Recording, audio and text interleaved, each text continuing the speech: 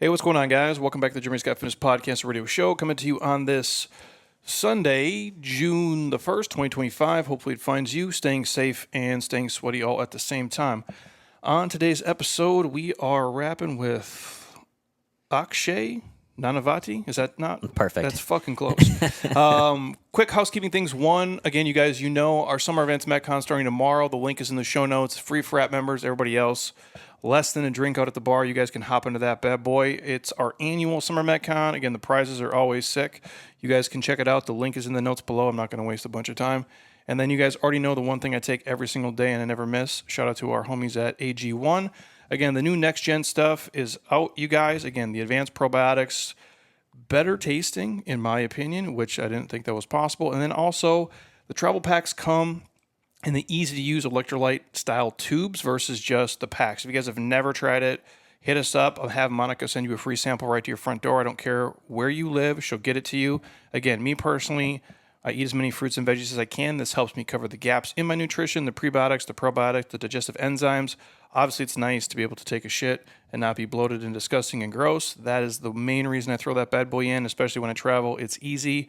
If you guys want to pick some up today, we'll give you a year's supply of free vitamin D3, K2, 5 free travel packs with order 1 at drinkag1.com/Jeremy Scott, or hit us up for the free samples today. All the other sponsors are in the show notes.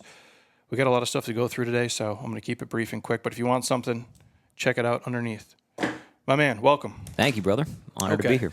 So we're already talking about your fingers here before we started, but we'll get to that. Give these guys whatever your kind of the synopsis, the origin story, background, and we'll go from there. What got me here? Yeah, my journey to what I do with Fearvana and the crazy expeditions that I do now began when I moved here. Moved to the U.S. at about 13 from India, Singapore, and got very heavily into drugs soon after moving here. Very self-destructive. Lost 2 friends to addiction. Was going down that path. Watched the movie Black Hawk Down. Changed my life forever. Got me out of drugs, into the military. Took me a year and a half to get into the military because I have flat feet, scoliosis, a blood disorder that 2 doctors told me would kill me in boot camp. So I had to fight my way into the Marines. Not normal. No. Not normal. No. But it was post 9/11. So here's a young, dumb kid who wants to go Marine Corps infantry. They found a place for me. Yeah. And I'm grateful they did. It was life-changing for me. It set the foundation for everything I am today. And after joining the Marines, that's what got me into outdoor sports, finding other ways to do hard things, confront my fears, every outdoor sport you can think of, mountain climbing, cave diving, skydiving, rock climbing, kind of you name it. It became an avenue to explore the limitlessness of the human potential. And in 2007, deployed to Iraq as an infantry Marine. One of my jobs out there was to walk in front of our vehicles looking for bombs before they could be used to kill me and my fellow Marines. So learn to master my relationship with fear, with struggle, with adversity in a very intense environment like Iraq. Struggled after I came back, lost a friend to the war, lost a few junior Marines to suicide after coming back home, and started drinking heavily, was in the depths of depression, PTSD, drinking a bottle of vodka a day till one morning I woke up and I was about to slit my own wrists. That was the rock bottom moment that began the climb out of the abyss, to then writing my book, Fearvana, building the brand Fearvana, and getting big time into endurance sports. I used to run a lot of ultra marathons, climb mountains all over the world, Alaska, Himalayas, but then got big time into polar travel, which is the most voluntary suffering that of anything I've ever done. It sounds terrible. Yeah, it's absolutely miserable. And then this expedition in Antarctica, which I just got back from a few months ago, which we can dive into, but that was kind of how it all led there. So you literally watched Black Hawk Down and you're like, yeah, sign me up. Watching that movie, you've seen the movie? Yeah. That scene specifically where Gary Gordon and Randy Sugar, the 2 Delta snipers who were in the chopper, volunteered to go down to set up a defensive perimeter to protect Michael Durant in their Black Hawk that crashed, the second Black Hawk. They had no idea when reinforcements had arrived. They knew thousands of enemy personnel were coming their way, and they both died protecting Michael Durant. They received the Medal of Honor posthumously for what they did. That kind of courage, compassion, valor to sacrifice your life for another person, it made me question this really worthless life I was living at the time. And pretty much, after the movie, I read the book Black Hawk Down, started devouring every book I could find on military life in combat, and almost overnight decided this is the path and got out of drugs and into the military. How old are you at the time? I was 17 when I first saw the movie. By the time I enlisted, because it took me a year and a half of fighting my way in, I think it was 19 by the time I actually got in 2004. Yeah. So you just roll up to like an office and you're like, hey. I wanted to go Army first because I wanted to follow the kind of Black Hawk Down path, go Army Rangers, and then Delta. Delta's the elite of the elite, right? So that was the path I wanted to follow, being that Black Hawk Down inspired me. But I was told, which only last year my Green Beret buddy told me that this is a lie, but I was told that if you're not a U.S. citizen, you can't go Special Forces because you need a top secret clearance. I wasn't a U.S. citizen. I was a green card holder at the time. So being that I couldn't go Special Forces, I went into the hardest branch that was not Special Forces, which is why I switched from Army to Marines. Jesus, dude. And so I was like, I'm going to go hard in. And when originally the plan was once I got citizenship, which I did because that path got accelerated being in the Marines, then I would go Marine Corps Special Forces, which at the time was Force Recon. Now they've changed the name multiple times. And then go from Force Recon to potentially Delta from there. But after Iraq and wars dying down, that path changed once again. And so what is so you get in eventually, and like, what is the training like? Are you, because you're this fit person now, like you do wild shit. Yeah. But back then you're not that guy? Not that fit. I had just come out of doing a shit ton of drugs. So needless to say, you're not the fittest back then, right? I had stopped drugs about a year and a half before going to boot camp. So I started getting fitter and fitter, but I was by no means that fit in boot camp. But boot camp, they're going to push you till the body breaks anyway.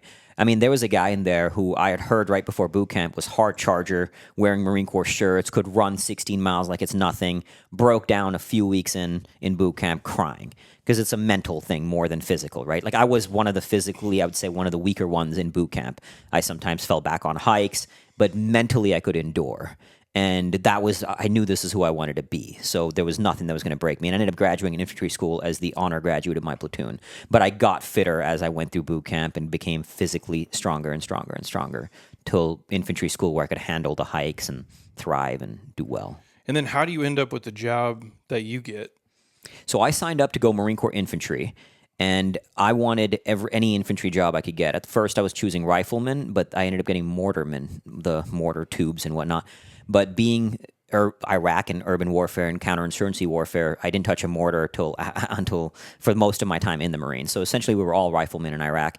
Point is, I was in urban warfare environment, and I just happened to get that job. It wasn't like I put my name in the hat kind of thing. Yeah. And it was whenever we hit a danger zone, like a bridge, for example.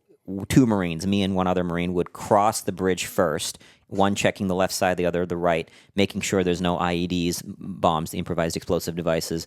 And once we clear the danger zone, we'd wave the vehicles through.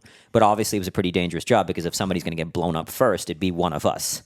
And it became a running joke in Iraq that Nanavati is going to get blown up today, But you had to learn to laugh through all those things. So it just sort of happened that way. Yeah. And I was grateful. Like when I went to Iraq, I had just lost a very close friend of mine in my unit.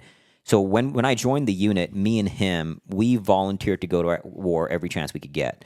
Twice we were told we were going, and then last minute they would cancel it.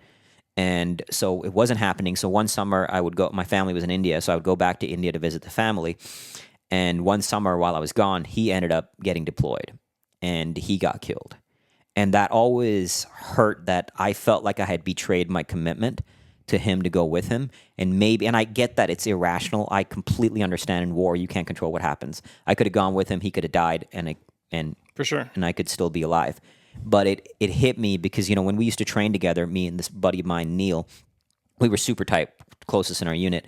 I would always beat him by maybe a few seconds in the run or a few points on a rifle range. So, and he was an outstanding Marine, like better Marine than me for sure. But because I beat him in these few things, when he got deployed, he got promoted to corporal. And as a result, he was in a seat that got hit with an IED and he got killed. And so in my mind, it was like, I should have been there to get that hit. So when I went to Iraq, I went there with what I would now recognize not a mentally healthy state. I was like, I don't give a fuck if I die. I'm ready to go. I'd rather it be me than somebody else. And that's not a healthy place to be for sure. No, it's like survivor's remorse. Exactly, shit. Yeah. Survivor's guilt. Yeah, and so I was like, I don't care if that's my job. I was happy to have it. Yeah. And but the first couple times you do it, you freak out. You're like, yeah, might get blown up today. I had also built a strong relationship with fear and risk up to this point because I enlisted in the Marines in 2004, went to Iraq in 2007. In those 3 years, I started doing very, very hard things in the outdoor sports arena. Like I used to free climb rock walls without rope. Not like Alex Honnold level. Free solo but shit? Yeah, not at his level, but high enough that if I felt, I would have died, you know? Like why? In my head, I'm like, what are we Why doing? would you do that? Well, now again, because I'm over 40 now, and I can still dunk a basketball. Yeah. But every time I leave the ground to my wife, I'm like, is this necessary? Yeah. Like what good's gonna happen? Yeah. The best case scenario is I don't break or rip or tear something. Got you. I mean, obviously, I'm not. When I was 20, it was much different. Obviously, The same thing. I was young, level of risk. I wouldn't free solo anymore, and to each their own. If Alex Honnold wants to do it, kudos to him. But to me, that line of risk is too high. I was young. I was pushing the edge. I loved the fight, the focus it brings into. I loved exploring every edge I could find. I was terrified of heights, so I wanted to do that. I remember I used to be scared of open water, so I started scuba diving. Every fear that I had, I wanted to confront it in the most extreme way. And so point is, by the time I got to Iraq, my ability to walk in front of vehicles and face that, I had developed such a comfort zone with fear that it didn't faze me at a level that it would have had I not done that. and like today, like if you had to do this shit again, you'd be like, I mean, so my wife and I, we've been now together about 2 years. When she asked me out on our first date, because she had heard me on a podcast, on Dave Asprey's podcast, say, I'm more scared of asking a woman out than going to war. So I thrive on those edges. This world I can sometimes struggle with more, including, and it wasn't wrong, I was terrified of asking a woman out. I'm not that guy who can walk up to a woman in a bar. No shit. Not my skill set. So That's we crazy. had spent some time together. Actually, the very first time we had one-on-one time together, I was training for Antarctica at this time. And so I was out on a 5-hour hike, 6 days of zero food, training every single day, 102 degrees. So after 17 hours of training with 0 calories, I ended up getting heat exhaustion, threw up, full body cramps, so delirious. I don't remember 80% of the conversation we had, but apparently we went really deep, of what I heard later. And so that's how she heard that I was on this podcast. And then she heard, and she's like, this clown cannot read signals, so I'm just going to ask him out. So she asked me out, and here we are. In 2 months, I got 2 months since our first date. I proposed, we got engaged. It was 5.5 months, got married, and here we are 2 years later, thriving. 2 months? Yeah, 2 months I proposed. Bro, this dude's fucking wild. Dude. I got my wife for like 10 years. I was also like 12 years old too when we met. So Yeah, it's different. We were at this point, we had both done a lot of work, right? So Yeah, we knew who dude. we were. Yeah. That's bonkers, man. So are you running? You're not running the ultras and stuff before military? It's post? No, post-military. I got into ultras. Actually, funnily enough, Iraq was a stressful place, as you can So imagine. are you drinking like when you're in the military or no? Yes, I'm still drinking. Yeah. Weekends, not like crazy. I mean, I was a good Marine, did my job. I was in school, in college at the time, because I was in the reserves for most of my career in the Marines, not entirely all of it. So I was getting an undergraduate degree. I would drink and party in colleges, but Normal still, shit. exactly, but still do well in school. And And post military is when you're like, not right after, because ended up. So when I came back from the war, I wanted to go back to war. I wanted to go back to either Afghanistan or Iraq. Didn't get a chance to. It's actually surprisingly hard to volunteer to go back. Multiple times I've tried in my career in the Marines. And wars were also dying down. I went to Iraq in 2007, 2008, so the war was dying down. And I wanted to go back, and I didn't get a chance. So then I went to go get a master's in journalism so I could go back to these environments as a combat journalist. That was the original plan. and like what draws you back to that? There's paradoxically, war is a strangely peaceful experience, and it meets a lot of the human needs in the highest level. So, for example, there's camaraderie and brotherhood. So we get the need for belonging. And separate from all the politics, there's a lot of shit we did wrong, no doubt. But we were there on the ground. We actually wanted to help people who were in incredible hardship. Yeah. So you're doing something meaningful. You're getting camaraderie. The volume of life is dialed up incredibly high. You have structure. I mean, this is a big thing we struggle with everybody when you're at home is, why do we procrastinate this, that, and the other thing? You have no structure. In military, structure is provided. So it amplifies the volume of life at such a high level when you're living in that level of intensity. And also it brings out the humanity at its most extreme. So in war, you'll see people do things, horrific things. So you'll see people at their worst, but you'll also see people at their best, sacrificing their life for another, putting their life on the line for another. So paradoxically, you actually, it's beautiful and peaceful. And it's raw. It's real. You're not seeing in this world, people put on masks when they move through the world. They're putting on a show. Out there, those masks are gone. In the depths of suffering, on hardship, on the edge, the masks we wear are gone, which is one factor that still draws me to the edge. But that's what was drawing me back to these experiences that are that raw and intense, that they're very real. They're much more real than the show we put on in this world. Well, yeah, because you don't have time to care Exactly. about the bullshit. Exactly. For the most part. Exactly. I always joke with that, too. Like, obviously, that's the most extreme example. But the things that we care about now, and I'm not saying that they're not correct, but it's like your wife freaks out because the backsplash in your kitchen is, like, the wrong color. And I'm like, these guys are fucking blowing each other up. Like, or it's Sicario in the middle of the streets, and you're like, you're pissed off because you're sitting on Scottsdale Road. You know what I mean? Like, yeah. You're like, the perspective is off. Exactly. And again, to your point, all our reality is our own. So our suffering is just as real, but it does change your perspective when you see these things, when you do these. I mean, it's changed my perspective forever. Beyond being at war, I've volunteered in post-conflict zones in West Africa where I worked with former child soldiers who literally saw their family being hacked with the machete. I've worked with survivors of sex trafficking, people in extreme poverty. You see these things, it alters your perspective on reality, and it gives you. And again, the power of perspective is not to deny your own pain. You're still allowed to feel pain, and resisting that pain is actually worse. It doesn't help you. So even if you're in the normal world and you're going through a hard time, the power of perspective is not meant to deny your pain. It's meant to help you transcend that pain. Well, yeah, it's like your struggle doesn't take away from mine or vice versa. Exactly. And also, like, if the worst thing you've ever been through is your iPhone didn't work, that's you're not going to know. It's traumatic to you. Exactly. I go, although it's really not a big fucking deal. I go, but the worst thing you've ever been through is the worst thing you've ever been through. That's all you know. Exactly. That makes sense. So you go through, you get home, and then you have a transition, and you're like, or what do you have a job when you come back? So once I came back from the war, I finished my undergrad, then went to master's to get my master's in journalism. And by then the career ended, and I had met my now ex-wife at the time. And so that path to go be a combat journalist changed once again, because that's not a conducive lifestyle for a family. Yeah. So got a corporate job, was still kind of trying to figure out what I wanted to do with my life. I started, after the corporate job, I went and skied across Greenland for a month at 190 dragging a 190-pound sled for 350 miles across the ice cap, because I had set when I got the corporate job, I was like, in a year and a half, I'm going to find a way to quit. And this is my target. So I had already signed up for this expedition, and I was like, I'm quitting after this. And coming back from that expedition was when things hit rock bottom. Like, I wanted to go on that expedition. Back then, I was doing it to escape my demons. Today, I still do these things, but it's not from a point of escape. It's from a point of seeking. Back then, I just wanted to keep going back to an intense environment.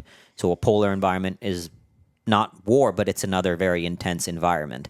And after coming back from Greenland, now I had no job. I was trying to build my own business in coaching and personal development, funnily enough. And while I was sinking deeper into the depths until eventually, needless to say, as my business started growing, but as I started sinking, so did the business, obviously. And when I hit that rock bottom moment, it was a year after coming back from that expedition in Greenland. And like, so it was because the business was not doing well, or it was doing well, and you're just like, you're self-destructive. It was picking up, but I was self-destructive. So I would, drink on a Friday, and then a Friday leads to Friday and Saturday. Then it leads to Thursday, Friday, and Saturday kind of thing. And I'd stop for a little bit, but something would trigger me, and I would go into the pit again because I hadn't actually faced the problem. I was just trying to address the symptom over and over and over again until eventually. Like, just socially, you're by yourself. Initially, it was socially, and I could handle social drinking in a relatively moderate way. But when it got really bad, I could actually be around people, and let's say I decide not to drink that day, had no problem, even if everybody's drinking. It was by myself where the demons would really rise, and I would do everything to escape it. And so I would sneak in little bottles, hide it in the sink. When my wife, now ex-wife, but my wife at the time would go to sleep, I would start drinking heavily, and that's when it started kind of spiraling down till that rock bottom moment. And so what did you, 12 steps, did you a program, or did you just self-correct? Self-correct. When I, at the time I was seeing a therapist in the VA, and these were great people. They genuinely wanted to help. But when I hit that rock bottom moment, and like that was the shock that actually began my journey out of that abyss, was when I actually wanted to kill myself. I remember I woken up after 5 days of binge drinking, walked over to the kitchen, was about to slit my wrist. And just the fact that even entered my head in such a real, visceral way, it shocked me. I couldn't believe that I had sunk that low. And so I was like, something now really needs to change. I need to figure this out. And so I just started reading a lot of books on trauma, on neuroscience, on spirituality, finally confronting my own demons. I think the core problem, there's a quote from a French philosopher, Blaise Pascal. He says, all of humanity's problem stems from man's inability to sit by himself in a room alone. And sitting in stillness, confronting my own demons was the core of it. And I started to realize that the therapist's approach to trauma, even though they were great people and genuinely wanted to help, they were playing from what I have come to learn is a flawed playbook. I was diagnosed with PTSD. I struggled with survivor's guilt, hypervigilant of loud noises, didn't like crowds as examples. And I was told these were symptoms of post-traumatic stress disorder. But as I started researching on trauma, I started to learn that I spent 7 months in a war zone. No shit, I was jumpy of loud noises. Yeah. That's not a disorder. That's a normal human response to war. And by ascribing disorder, it becomes a self-fulfilling prophecy. It becomes my paradigm of reality, my belief, instead of accepting the isness of this condition. And acceptance of isness is the foundation of freedom from all unnecessary suffering, when you accept what is. So initially, I couldn't control the fact that my brain was hypervigilant from loud noises. That was a survival mechanism and a valuable one. But the more I resisted it, the more I demonized it, that's what would create more unnecessary suffering. Instead, pause. Let me accept it. Let me be with it. Got it. Why is this there? Okay, I understand why this is there. Survivor's guilt. Everybody told me not to feel guilty. Therapists, friends, family. And again, coming from a place of love. But it didn't change the fact that the guilt was there because I loved my brother. My guilt was only an expression of love. Instead of demonizing it as a bad emotion, I reframed it. I had a picture of my friend that I lost up on my wall for a long time, and it said, "This should have been you. Earn this life." So my guilt became my ally. It drove me forward on the path to now writing my book, Fearvana, to turning my trauma into something beautiful and helping people transform their suffering, their fear, into bliss and nirvana. So the guilt became useful. There are no bad emotions. There's no good emotions. There's only emotions. And we can do whatever we want with them if we do it consciously and with purpose. And so from like that day where you're like, I'm going to slit my wrist to like this, what is that? How long is that process? So I sobered up. Like from that, like say it's Wednesday. Yeah. Fuck it. I'm about to call it quits to like, now I'm reading these books and I'm becoming a super genius. I started pretty quickly delving into the books. I broke my sobriety a bunch. This wasn't like one day I made that. So that happens to some people, not to me. For sure. I had set the decision and then I broke it a ton of times. But the gap was getting better and better in terms of when I would drink again. And then eventually I did sober up. And then what happened, without going too deep in the weeds in this story, my ex-wife got caught up in a cult and our marriage ended. And I broke my sobriety again. That was on me, not on her. Is this like real, right? It's crazy shit that happened, yeah. Jesus, and I broke my, and again, that's on me. So what drove me that time, what actually got me out of it was I decided that I wanted to go deeper into stillness because I recognized that that's the path out. So I went into a 7-day darkness retreat where you're spending 7 days in pitch darkness and isolation, so dark you can't see your hand in front of you, to confront whatever demons still present themselves. So when you're there, like, will you eat and piss and shit, but other than that, like, you just sit in a black room? You sit in a black room, yeah. And it's, literally so dark you cannot see your hand in front of you. You start seeing lights in the room because they say in that level of darkness, your brain releases DMT and you hallucinate, and that's very visceral. The brightest light I've ever seen in my entire life was in a dark room. It was so bright, I was literally covering my eyes because it was blinding me, and I was in pitch darkness. For a week. 7 days the first time, and then I did it again 2 years ago. That's first time I went in kind of to heal the past. Second time I went in for training for Antarctica, and that time I did a 10-day darkness retreat. So totally I've been in for 17 days in darkness. Like how long until you started tripping out? The first time it was within a day and a half. The second time it was on the third day. For whatever reason. Can you just bail? Yeah, the door's open. You can go out anytime you want. Yeah. Yeah. But you just sit there and like endure basically? So the first 2 days I was, especially the first time in the darkness, I was working out pretty often. And I then made a rule that I'm not allowed to work out because working out is more comfortable for me.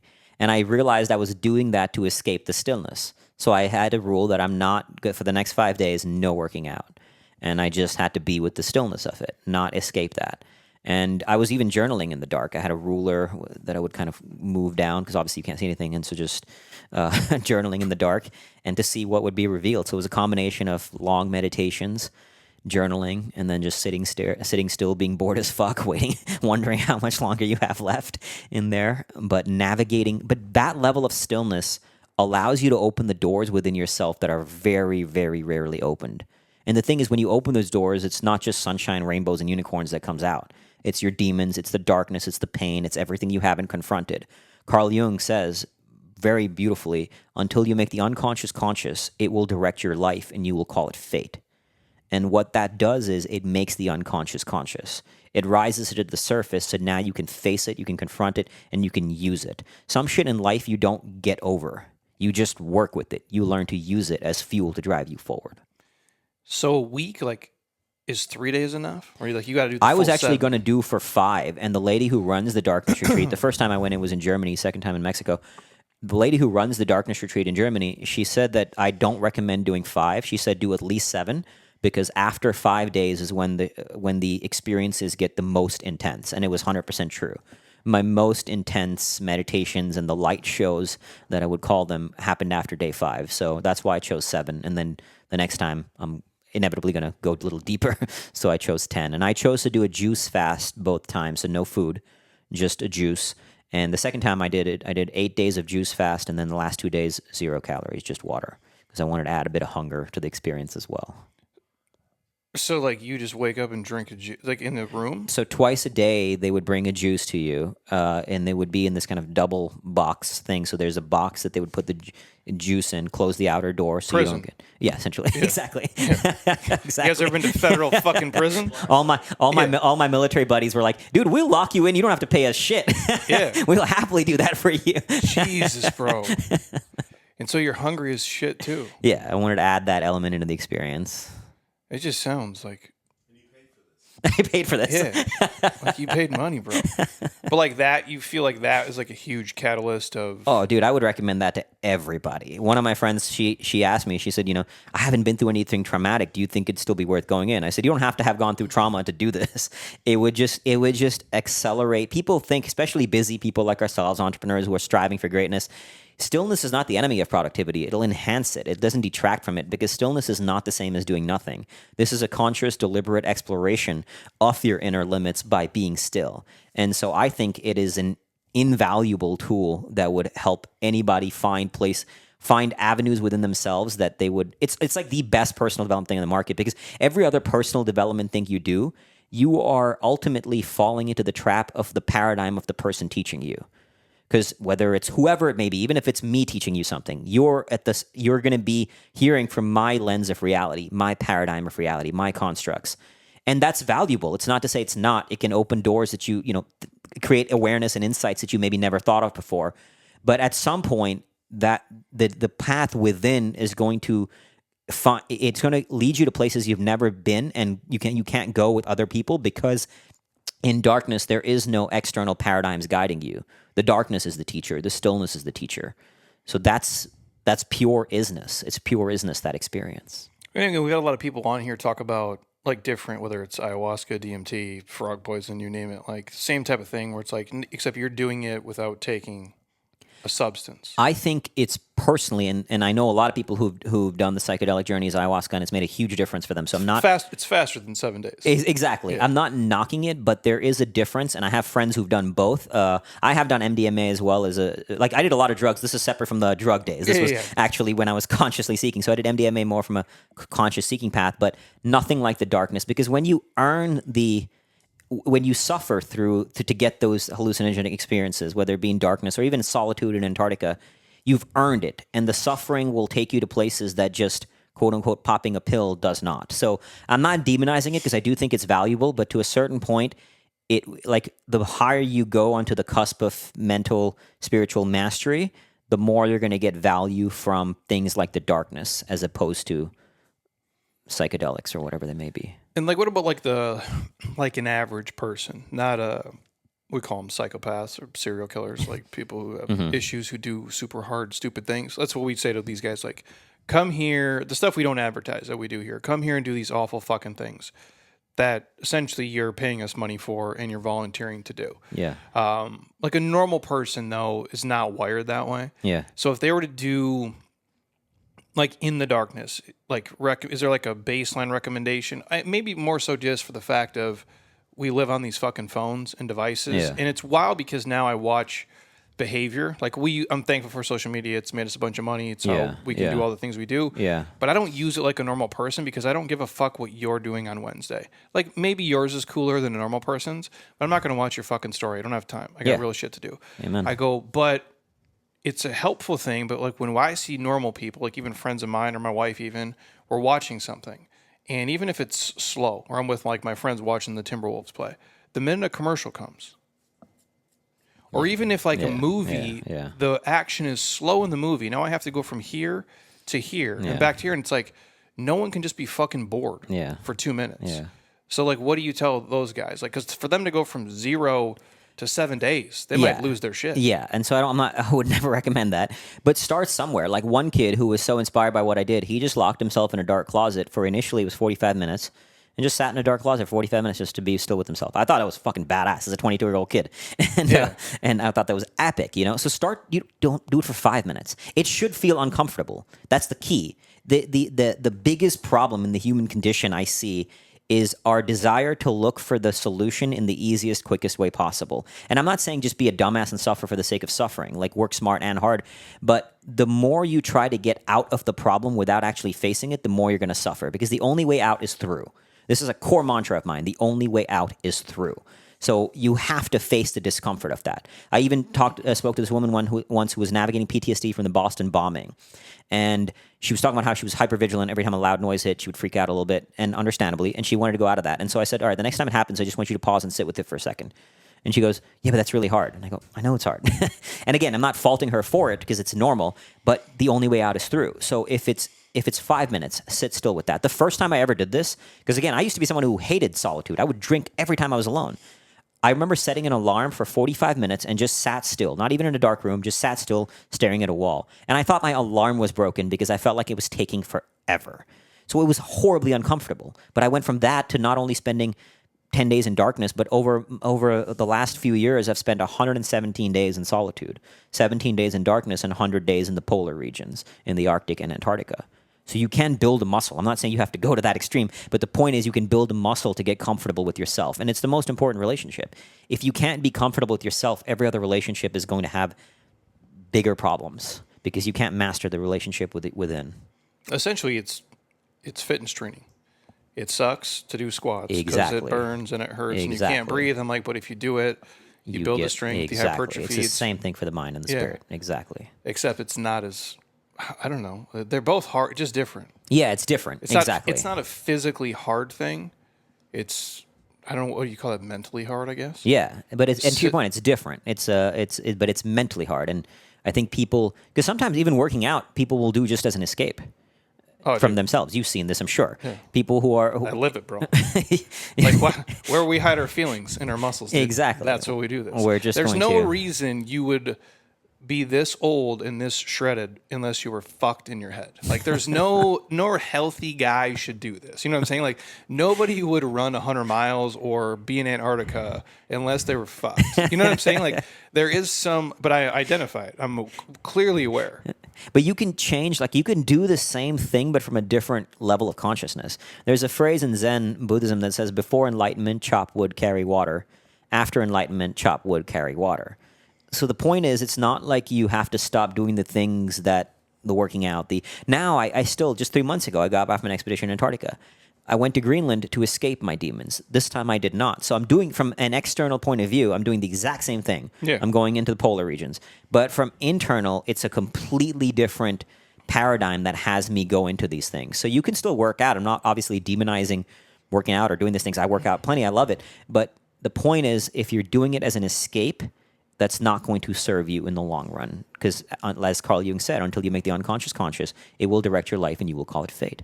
Yeah, I don't think you can make it the duration either, doing it that way. Yeah. Like we joke here, like the people who are the best typically are like big, stupid, strong, and have like childhood trauma or like 4 divorces or whatever. Like, yeah. And we joke, you're pulling from it. I go, but it's not true. Like, but I used to start exercise. Hey, I hate how I look.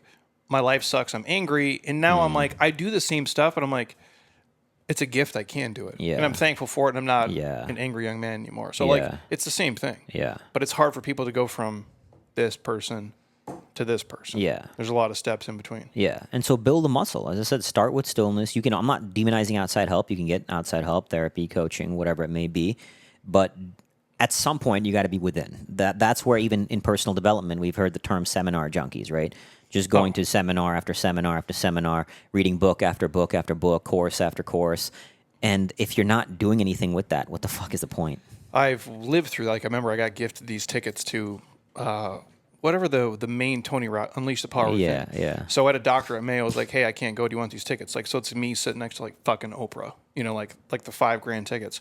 I'm like, yeah, I'll go. It's cool. It's a trip.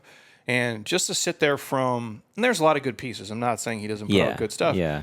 But from a business standpoint, like, that's why I sit there. I'm like, oh, I get you change their state. Their physiology has changed. These people are fucking hyped. So the upsells in the programming, there's a dude sitting next to me, never sold real estate. He's like, I want to get into real estate. He's super fucking jacked. Sitting next to the same guy for 3 days. And he's like, I want to buy Tony's business coaching. That starts at like $10K.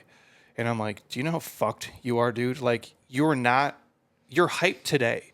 And you watch those people in the environment saying shit and doing shit that, and no offense, 99% of them will never do. The cool thing was, at the time, like, the Facebook group lives on afterwards. So all those people are in the same group. And you watch them for about, I don't know, 6-7 days be super hyped. And then every day the attrition just down and down and down. And I don't know where they are today. Maybe they're all crushing it.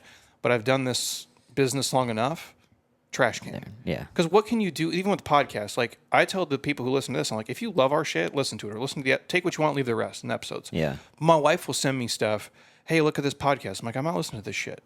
What the fuck am I to do with this information from 7 different people in 7 different things? There's no way I can take that and put that into play. Yeah. I just had a kid, right? Obviously. Yeah. You know how much baby shit people tell me?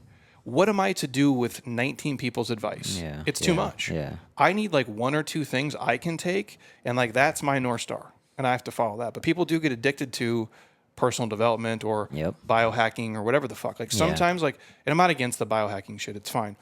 But you got to lift the fucking weights, bro. Yeah.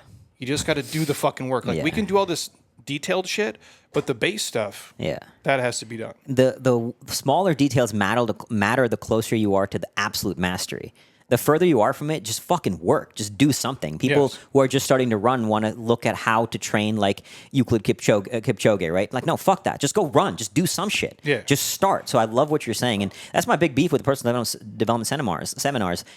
A fucking monkey can make somebody feel good in that moment with 100 people, like 1,000 people in the room. Everybody clap for him. I feel good for a moment. Everybody can do that. But when you go back to your life, you're in the same environment and your demons are going to rise up.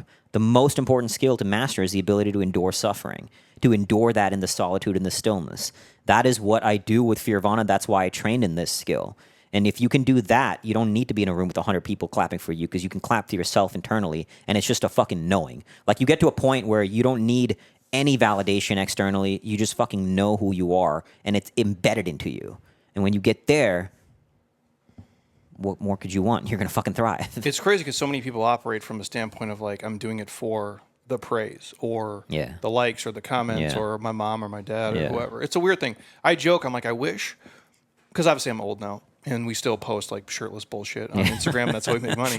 And I'd like to say, the guys that like Men's Health and stuff just like me because I had a good personality. But the reality is like our body's our business card. But when I look at the stuff, I'm like, I joke with our friends. I go, I wish my brain was the same where I used to think those things were cool. And it is motivational up front. When you're like, you're on a magazine cover or people are telling you you're fucking amazing. But at some point you're like, okay, I get it, enough. Like, I don't get the same joy from that stuff anymore because I'm not doing it for the guys down the street. I do it just for me, for my own fucking mental health and like, because I want to look a certain way and be a certain way. But most people, even as they get older, are still operating from, well, people will think this or it's going to be that. And it's like, I need people to think this or say this or do this. And if no one's cheering for me, I'm not going to do the work. But like in our world, it's like what you do in private, you get praised for in public. Yeah. So how you eat, how you train, how you sleep, the shit that nobody sees. Nobody, exactly. But that's where most people fuck up. Yeah. The public displays of stuff is easy to do. Exactly. It's easy very easy. Go home is tough. That's what I love about solo journeys is that there's nobody out there to guide you. There's nobody to motivate you. You have to go within, and you have to find that within. And we're all capable of it. I am far from special or unique. 100% true. I'm not special or unique, but we're all capable of it. But you start building that muscle, and you like anything. It's a muscle you train in the gym and you get better at it. But there is some, like, you like it in some way, like in some masochistic, like weird, you enjoy some weird part. Like I do too. Yeah, and the thing is, yes, I do enjoy the suffering, but what I primarily enjoy is what the suffering gives me access to. Yes. It's the transcendence. It's tapping into that limitlessness of the human spirit. It's an awakening. It's especially in places like Antarctica when I'm completely alone. I paradoxically felt more connected to all that is in moments of pure solitude, in the darkness in Antarctica, where and in Antarctica, I was geographically the most isolated human being on the entire planet for portions of the journey. Not a single human being around me for hundreds of miles. And I felt more connected to my wife back home, to humanity, to God, to Earth, to myself in moments. Other moments, it just fucking sucked. But in moments, I had absolute pure connection. So I'll go to the Antarctica in a second, but you get into ultra running before this? Yeah. Like you're just like, fuck it, I'm going to run 50 miles, 100 miles? So, funnily enough, in Iraq, we had a small, what's called a FOB, a forward operating base in a place just south of Haditha, Iraq. And war was stressful. And one of my friends gave me the book Ultra Marathon Man by Dean Karnassus. And I had no idea people do these things that run ultra marathons till I read that book. And that lit a fuse in me. So in Iraq, we didn't have many days off. In the 7 months I was there, maybe had 7 days off, but sometimes just to relieve stress if I couldn't sleep, I would run for hours around this tiny little building within our sand barriers wall, and that's what started the journey. When I came back, I would start running longer distances between the drinking. I think the only reason I didn't die with how much I drank was because between the bouts of drinking, I was still training quite hard. So you can be fucked up, but not... Exactly. Yeah, okay. Until I then sobered up. But then I got into, running 24-hour races, 24-hour runs and 80-milers, 100-miler, all that kind of stuff. Got big into running ultras for a long time before I got consumed with polar training. Because polar training is a different beast. I had to get fat to train for Antarctica. So it was kind of a unique animal. I had to train strength and endurance and do it all while I'm fat. And none of those three things go together, right? So it was a really weird thing training for polar travel. So how do you change? Because obviously the running stuff is different. I mean, like, I get like that. We've had dudes here who, I mean, like really like would wear like a diaper to do the 24-hour races because they want to make the time cap. And we're just like, yeah, I'm going to pee my pants. I'm like, I go, what? He's like, yeah, if I got to shit, I'll shit. I'm like, you're going to run with fucking mud butt, dude, for fucking 20 miles? Like, I don't. But again, it's important to them. Yeah. And that's the thing. And we have the girl who works for me. She just ran one yesterday. I think it was 30 miles. Like, she does she loves these things. Yeah. It sounds fucking miserable to me. I go, but that at least, like, if I lost like probably 30 pounds, it'd be a lot easier to run that distance. I mean, that much on my joints.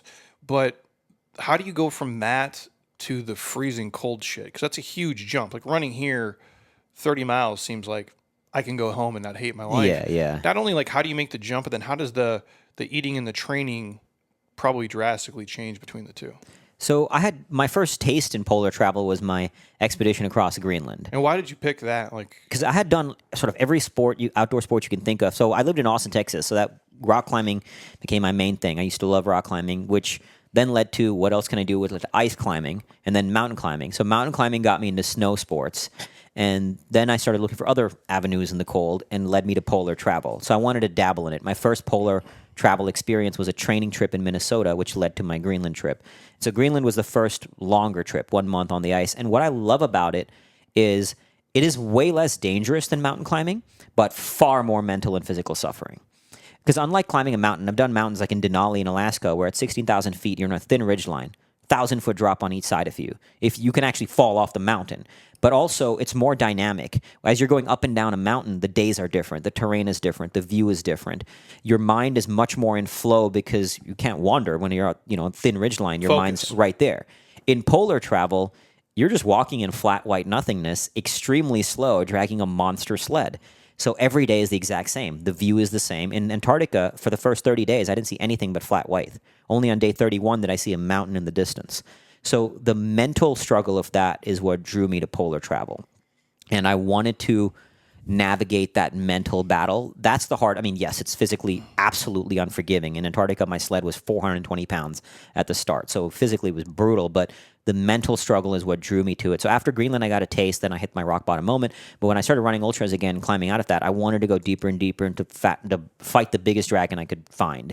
And so I was like, this is the last great expedition in Antarctica that hasn't been completed yet. Was a full coast-to-coast crossing of the entire continent without using dogs or kites. that had never not only been completed, never been attempted, on the cusp of impossible. Adventurers told me anyone who attempts this will probably fail. It was the goal was 115 days, dragging that sled that initially weighed 420 pounds for 1,750 miles. That was the mission, to go from one coast through the South Pole to the other coast. Because it had never been even attempted before, I was like, let's push the edge of possible and go as far into the depths as I could possibly go.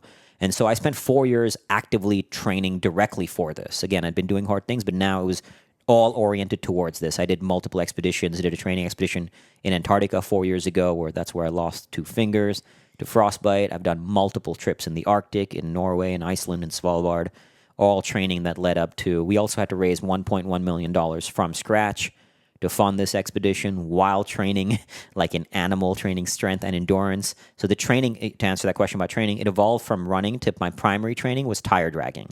So I had two very heavy truck tires that I would drag for hours on end around parks here in Scottsdale, as well as where I used to live before Scottsdale. Like the same stride every time, or like do you backpedal, forward walk, or you're just mimicking the sled? I would do some backward tire dragging, but mostly it's just slow, monotonous drag with around the park. Yeah, with a harness and a tire, and it's very, very mind-numbingly slow.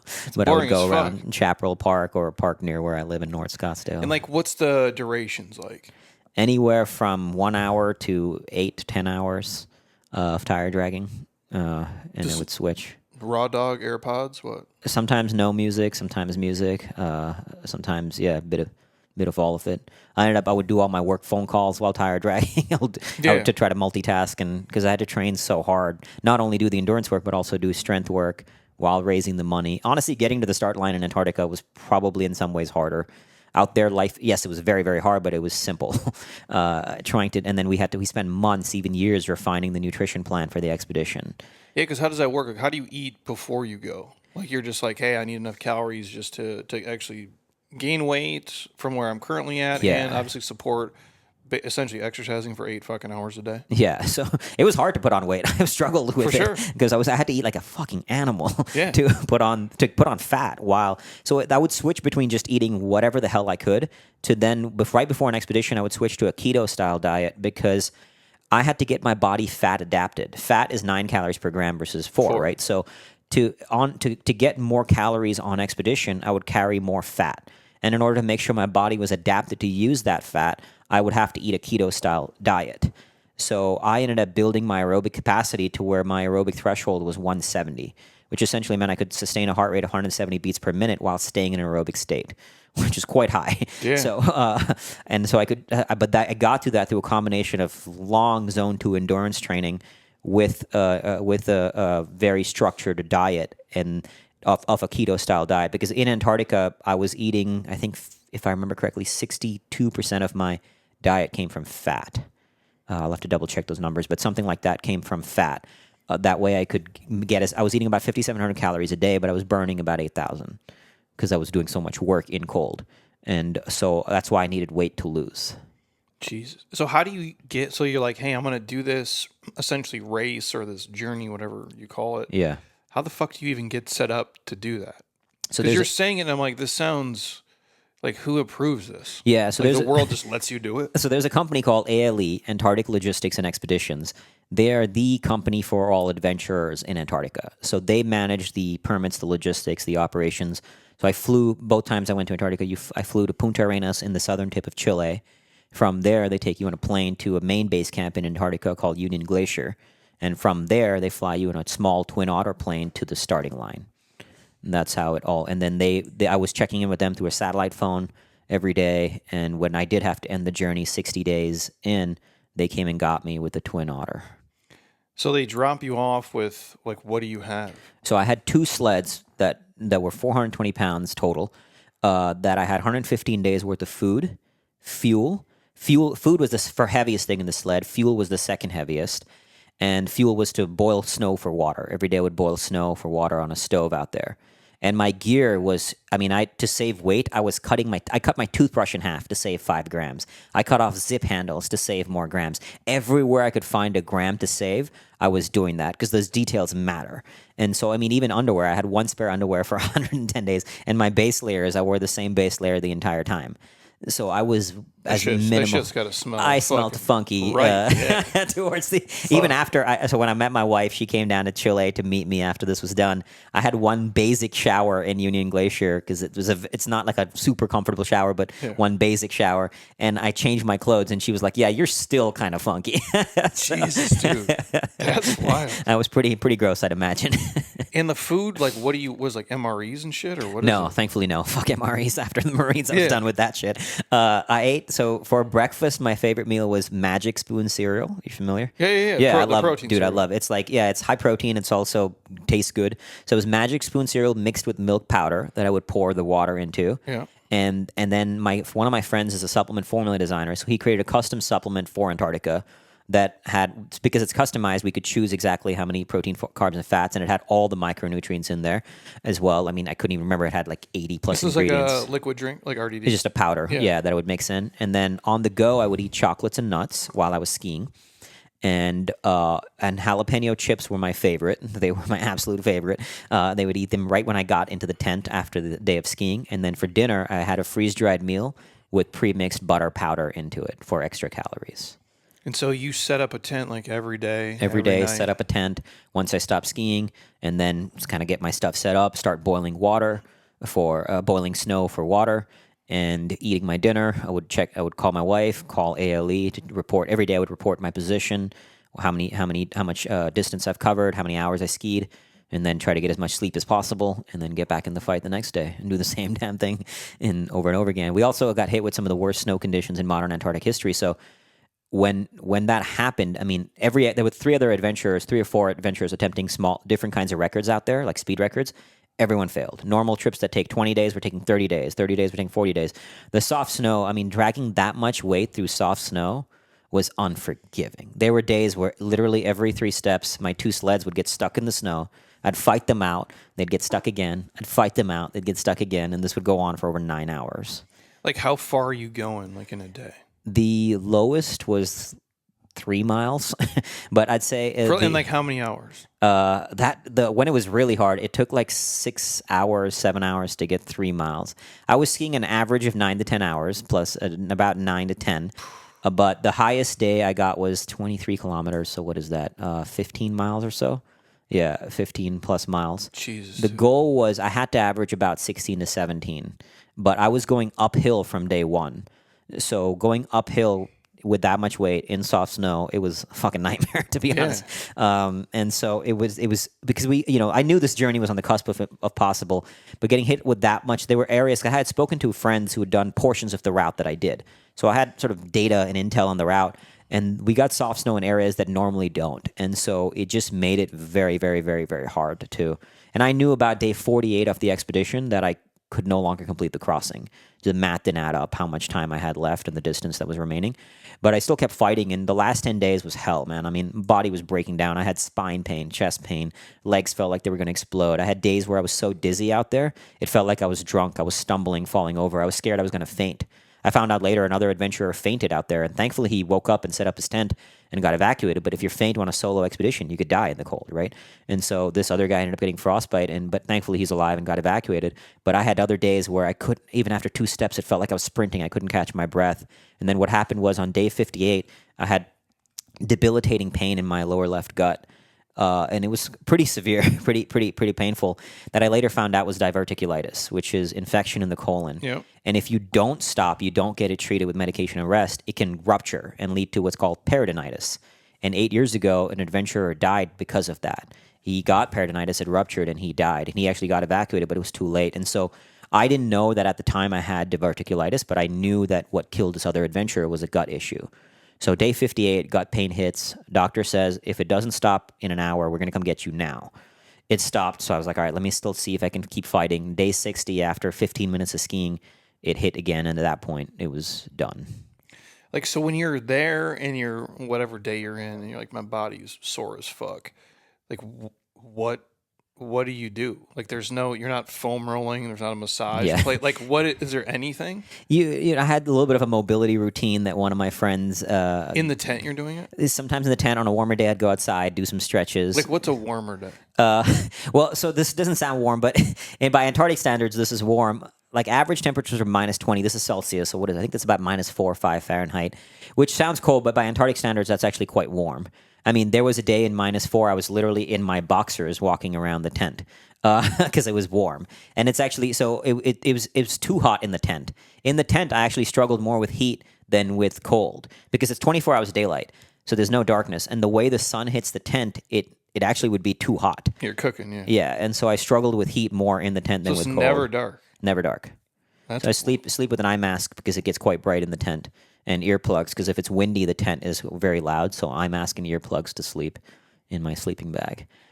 like, but- is there just a time when you're in that and you're like, what the fuck am I doing?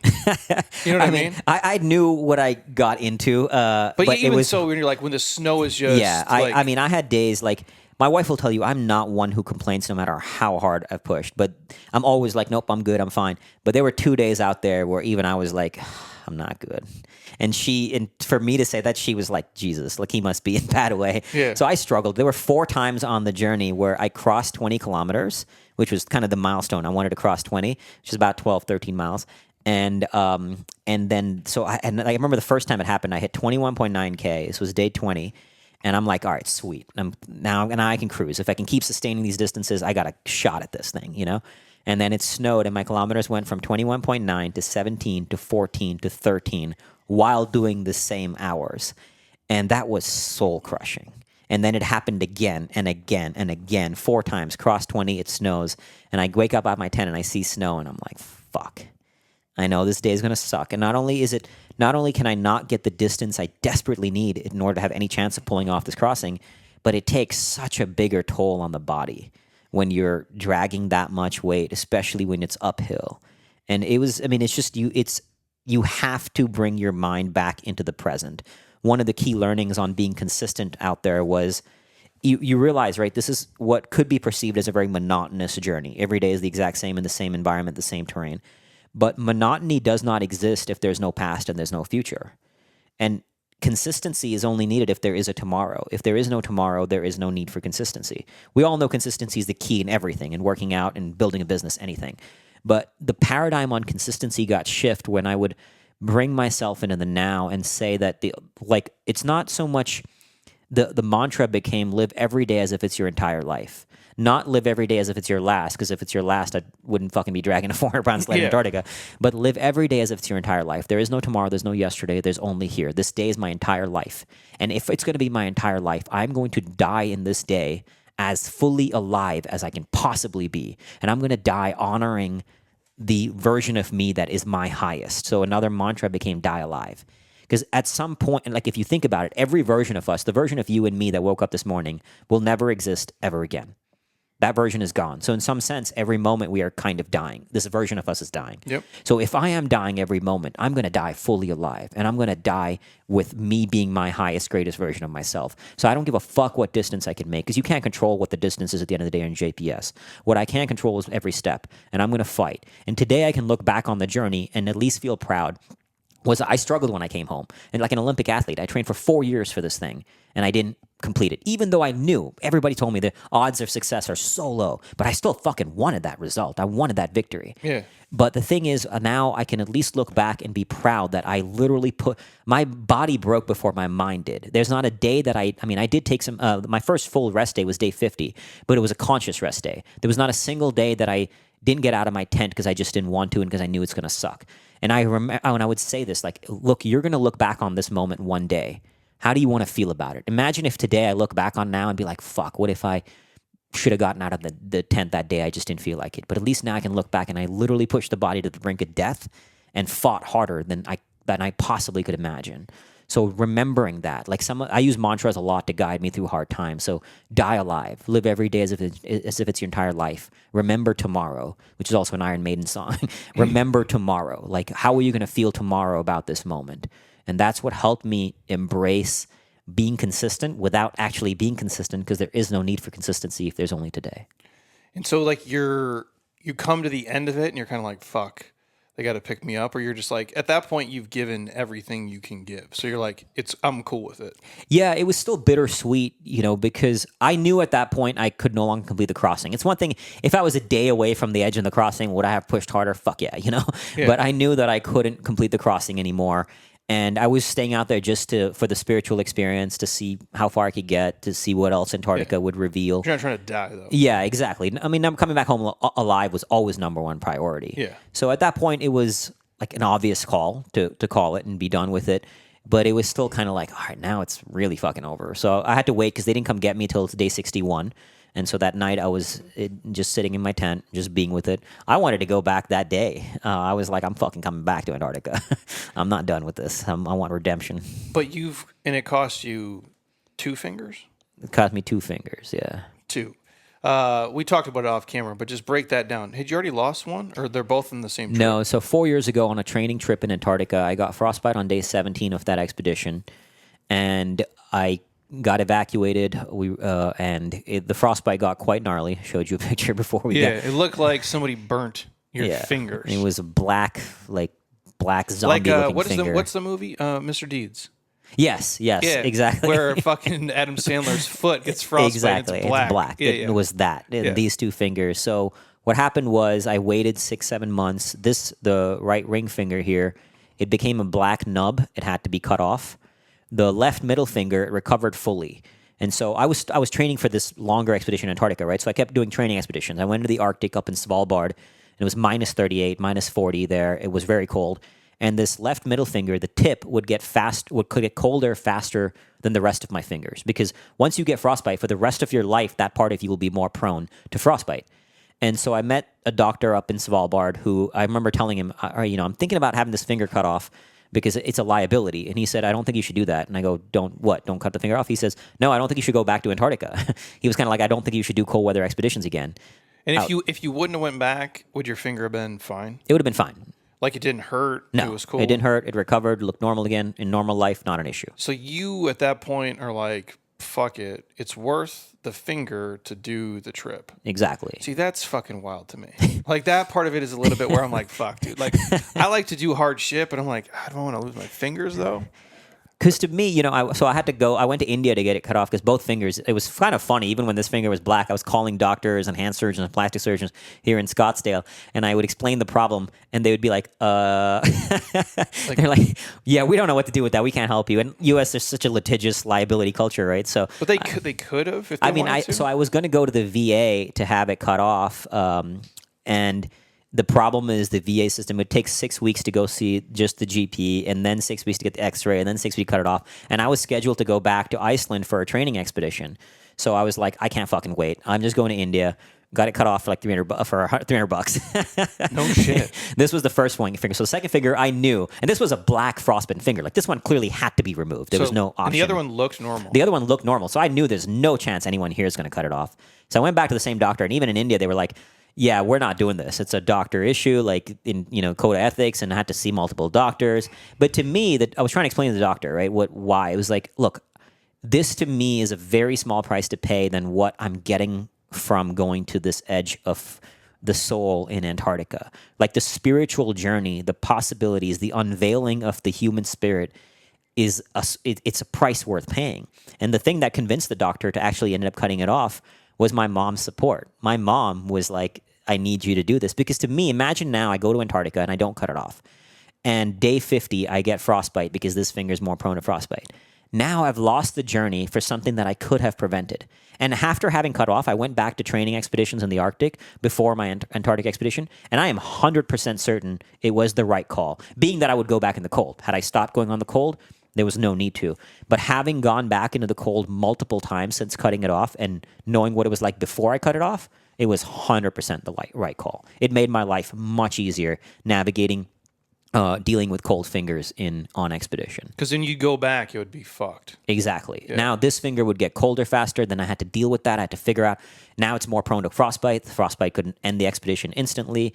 It's a huge liability. So at least removing it, now it's gone. That liability is no longer an issue.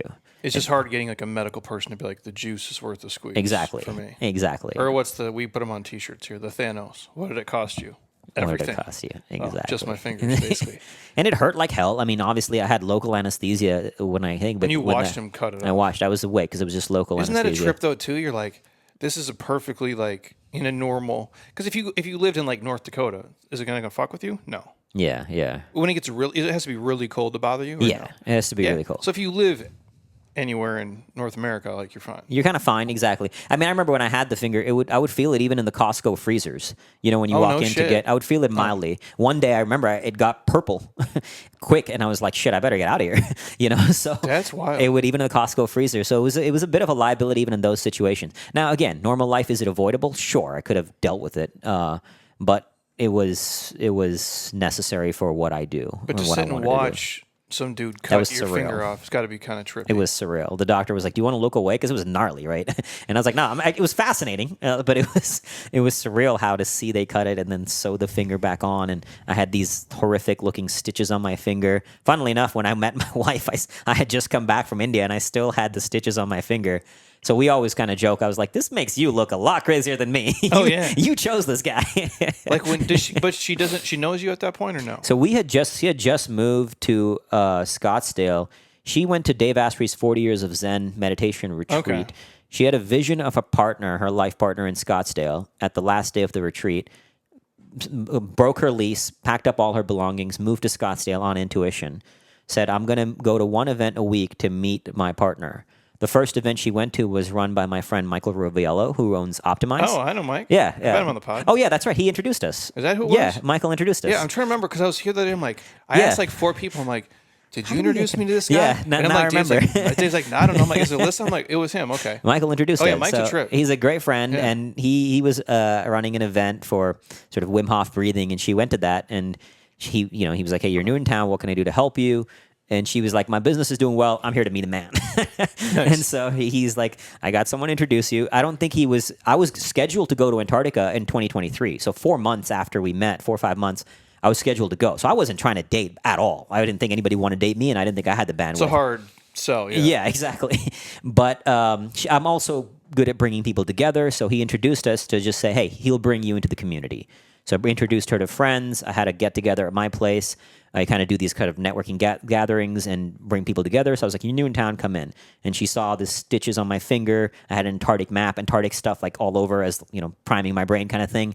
And she'll be the first to tell you. She's like, "This guy's insane. I'm not remotely interested in him." But we started spending a little bit more time together, and then we went on that hike. Which is when she apparently fell in love. I don't remember it, but that's when she fell in love with me. She was like, "This guy, beyond the insane things he does." She always tells people now, it's not that I fell in love with him despite the insane things, not because of it. Yeah. But she was like, the character that you have, that's what she fell in love with, and so that's when she asked me out. And when on our second date, we had a long talk, like, "I've been training for this. This is what's kind of happening. How do you feel about this? Are we going to go down this ride together?" She was in for the ride. And then about a month after dating, Antarctica got postponed to the following year because of both logistical and financial reasons. So you get more time. So we got more time to. And then you were gone for what? 2? Is it over 2 months? Ended up being about 70 days total, with the time in Union Glacier as well. And is she like a cold person? Or no? No, she would have called herself an indoor person. Yeah. She was big into dancing and very like kind of these aerial dancing and all kinds of wild stuff there, and does a lot of dancing, but not an outdoors person. No. Even that hike, she actually bought stuff for the hike because at that point we had spent 2 times together in group settings, and she had felt some interest, and so she's like, "I'm going on the hike just to spend more time with this guy," kind of thing. But she was not. Now she's dabbled in cross country skiing. She's done a lot of hiking, but it wasn't her jam at all. Yeah. And how do you get to the jump to like the super cold shit? Because that's like beyond, like, Yeah. Minnesota's miserable. I grew up there. It's like Yeah. I say it's like a prison. Yeah. know?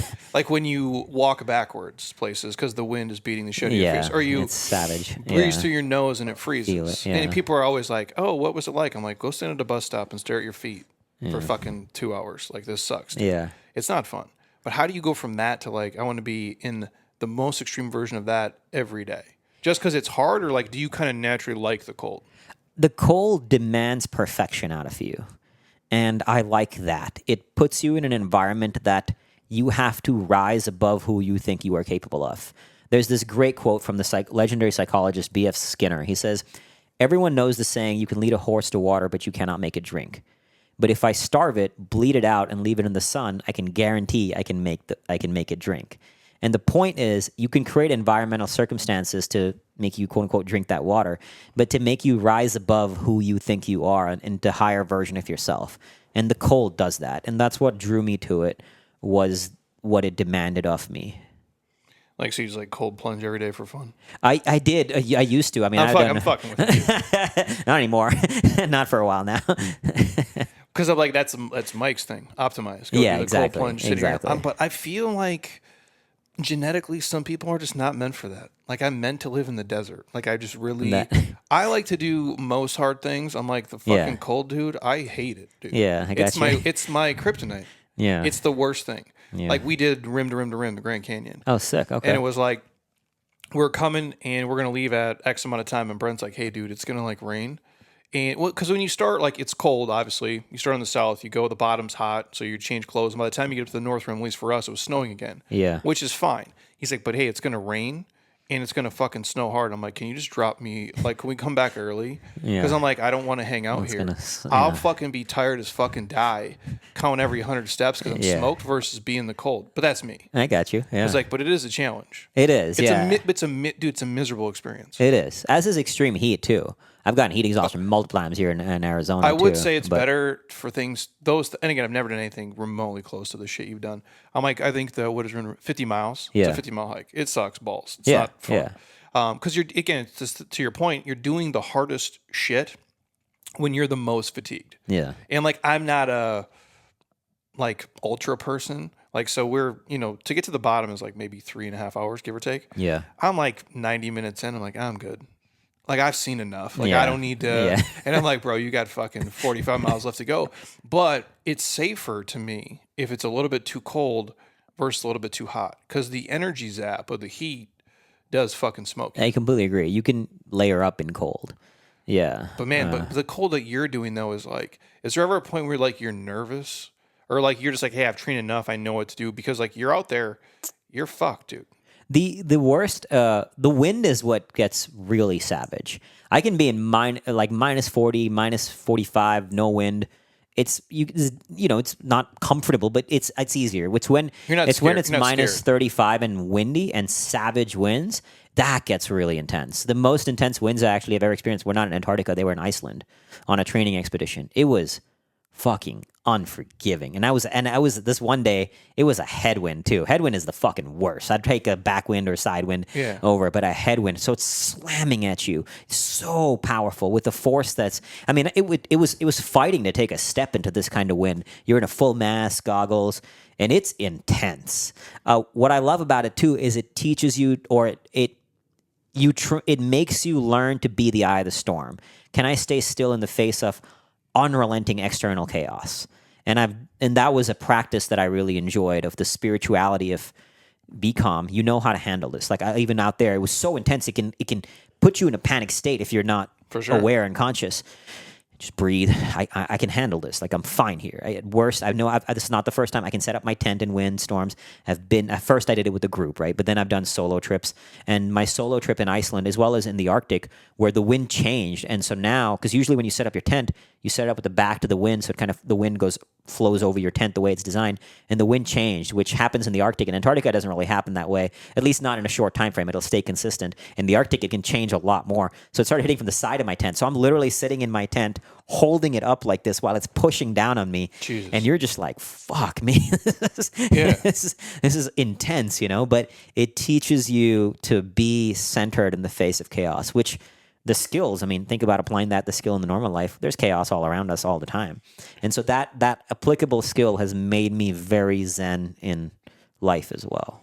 Well, I mean, it kind of has to. Like, Exactly. Nothing can trigger me now. You get peaceful. Yeah. The one thing I will say, like, and I'm sure you probably think it too, where everything else, like, for the most part, the stuff that we've done, like, we go hike, bike, do all the stuff. That's awesome. Yeah. I can just fitness my way through it. Yeah. Like, I can just be, I'm not so old where like my body will betray me. So I'm athletic enough to where like I can just, but the Grand Canyon, I remember being like, oh, I could just die here.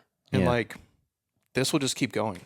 Like, no one will give a fuck. Yeah. And also I'm like, we're with a group of people and I'm like, in my head, I'd just be like, well, you're Jeremy Scott Fitness. You're not getting fucking airlifted out of this Yeah. bitch. Like, stop being a pussy. You know what I mean? I go, so there is that, which is helpful. I go, but the reality of this thing is going to keep going, whether I'm here or not. And I really don't fucking, I don't want to say insignificant, but it gives you this perspective of like, yeah, I don't really matter. Yeah. In this river is still going to run through. Yeah. These trees are going to be here. I'm just some fucking dummy in a hole in the earth. It's very just humbling. walking. And you're out and there's no one around you. Dude, there was a moment. So on day 38 of the trip, I climbed the steepest part of the entire route called the Wujek Ridge. And it was so steep, I had to do 3 runs up there with all my gear. So take some, put it on the top, come back down, take some. So I set up my tent at the bottom, climbed up, did 1 run, and I was just looking out at this place. And my tent at the bottom was a dot. And to your point about the humility, and I'm completely alone.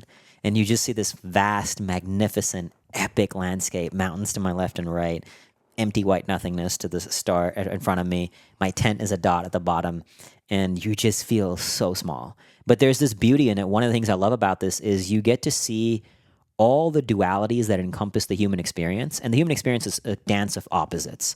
There's all these dualities, pain and pleasure, light and dark, life and death, ego, humility, masculine, feminine, so on and so forth. There's all these dualities.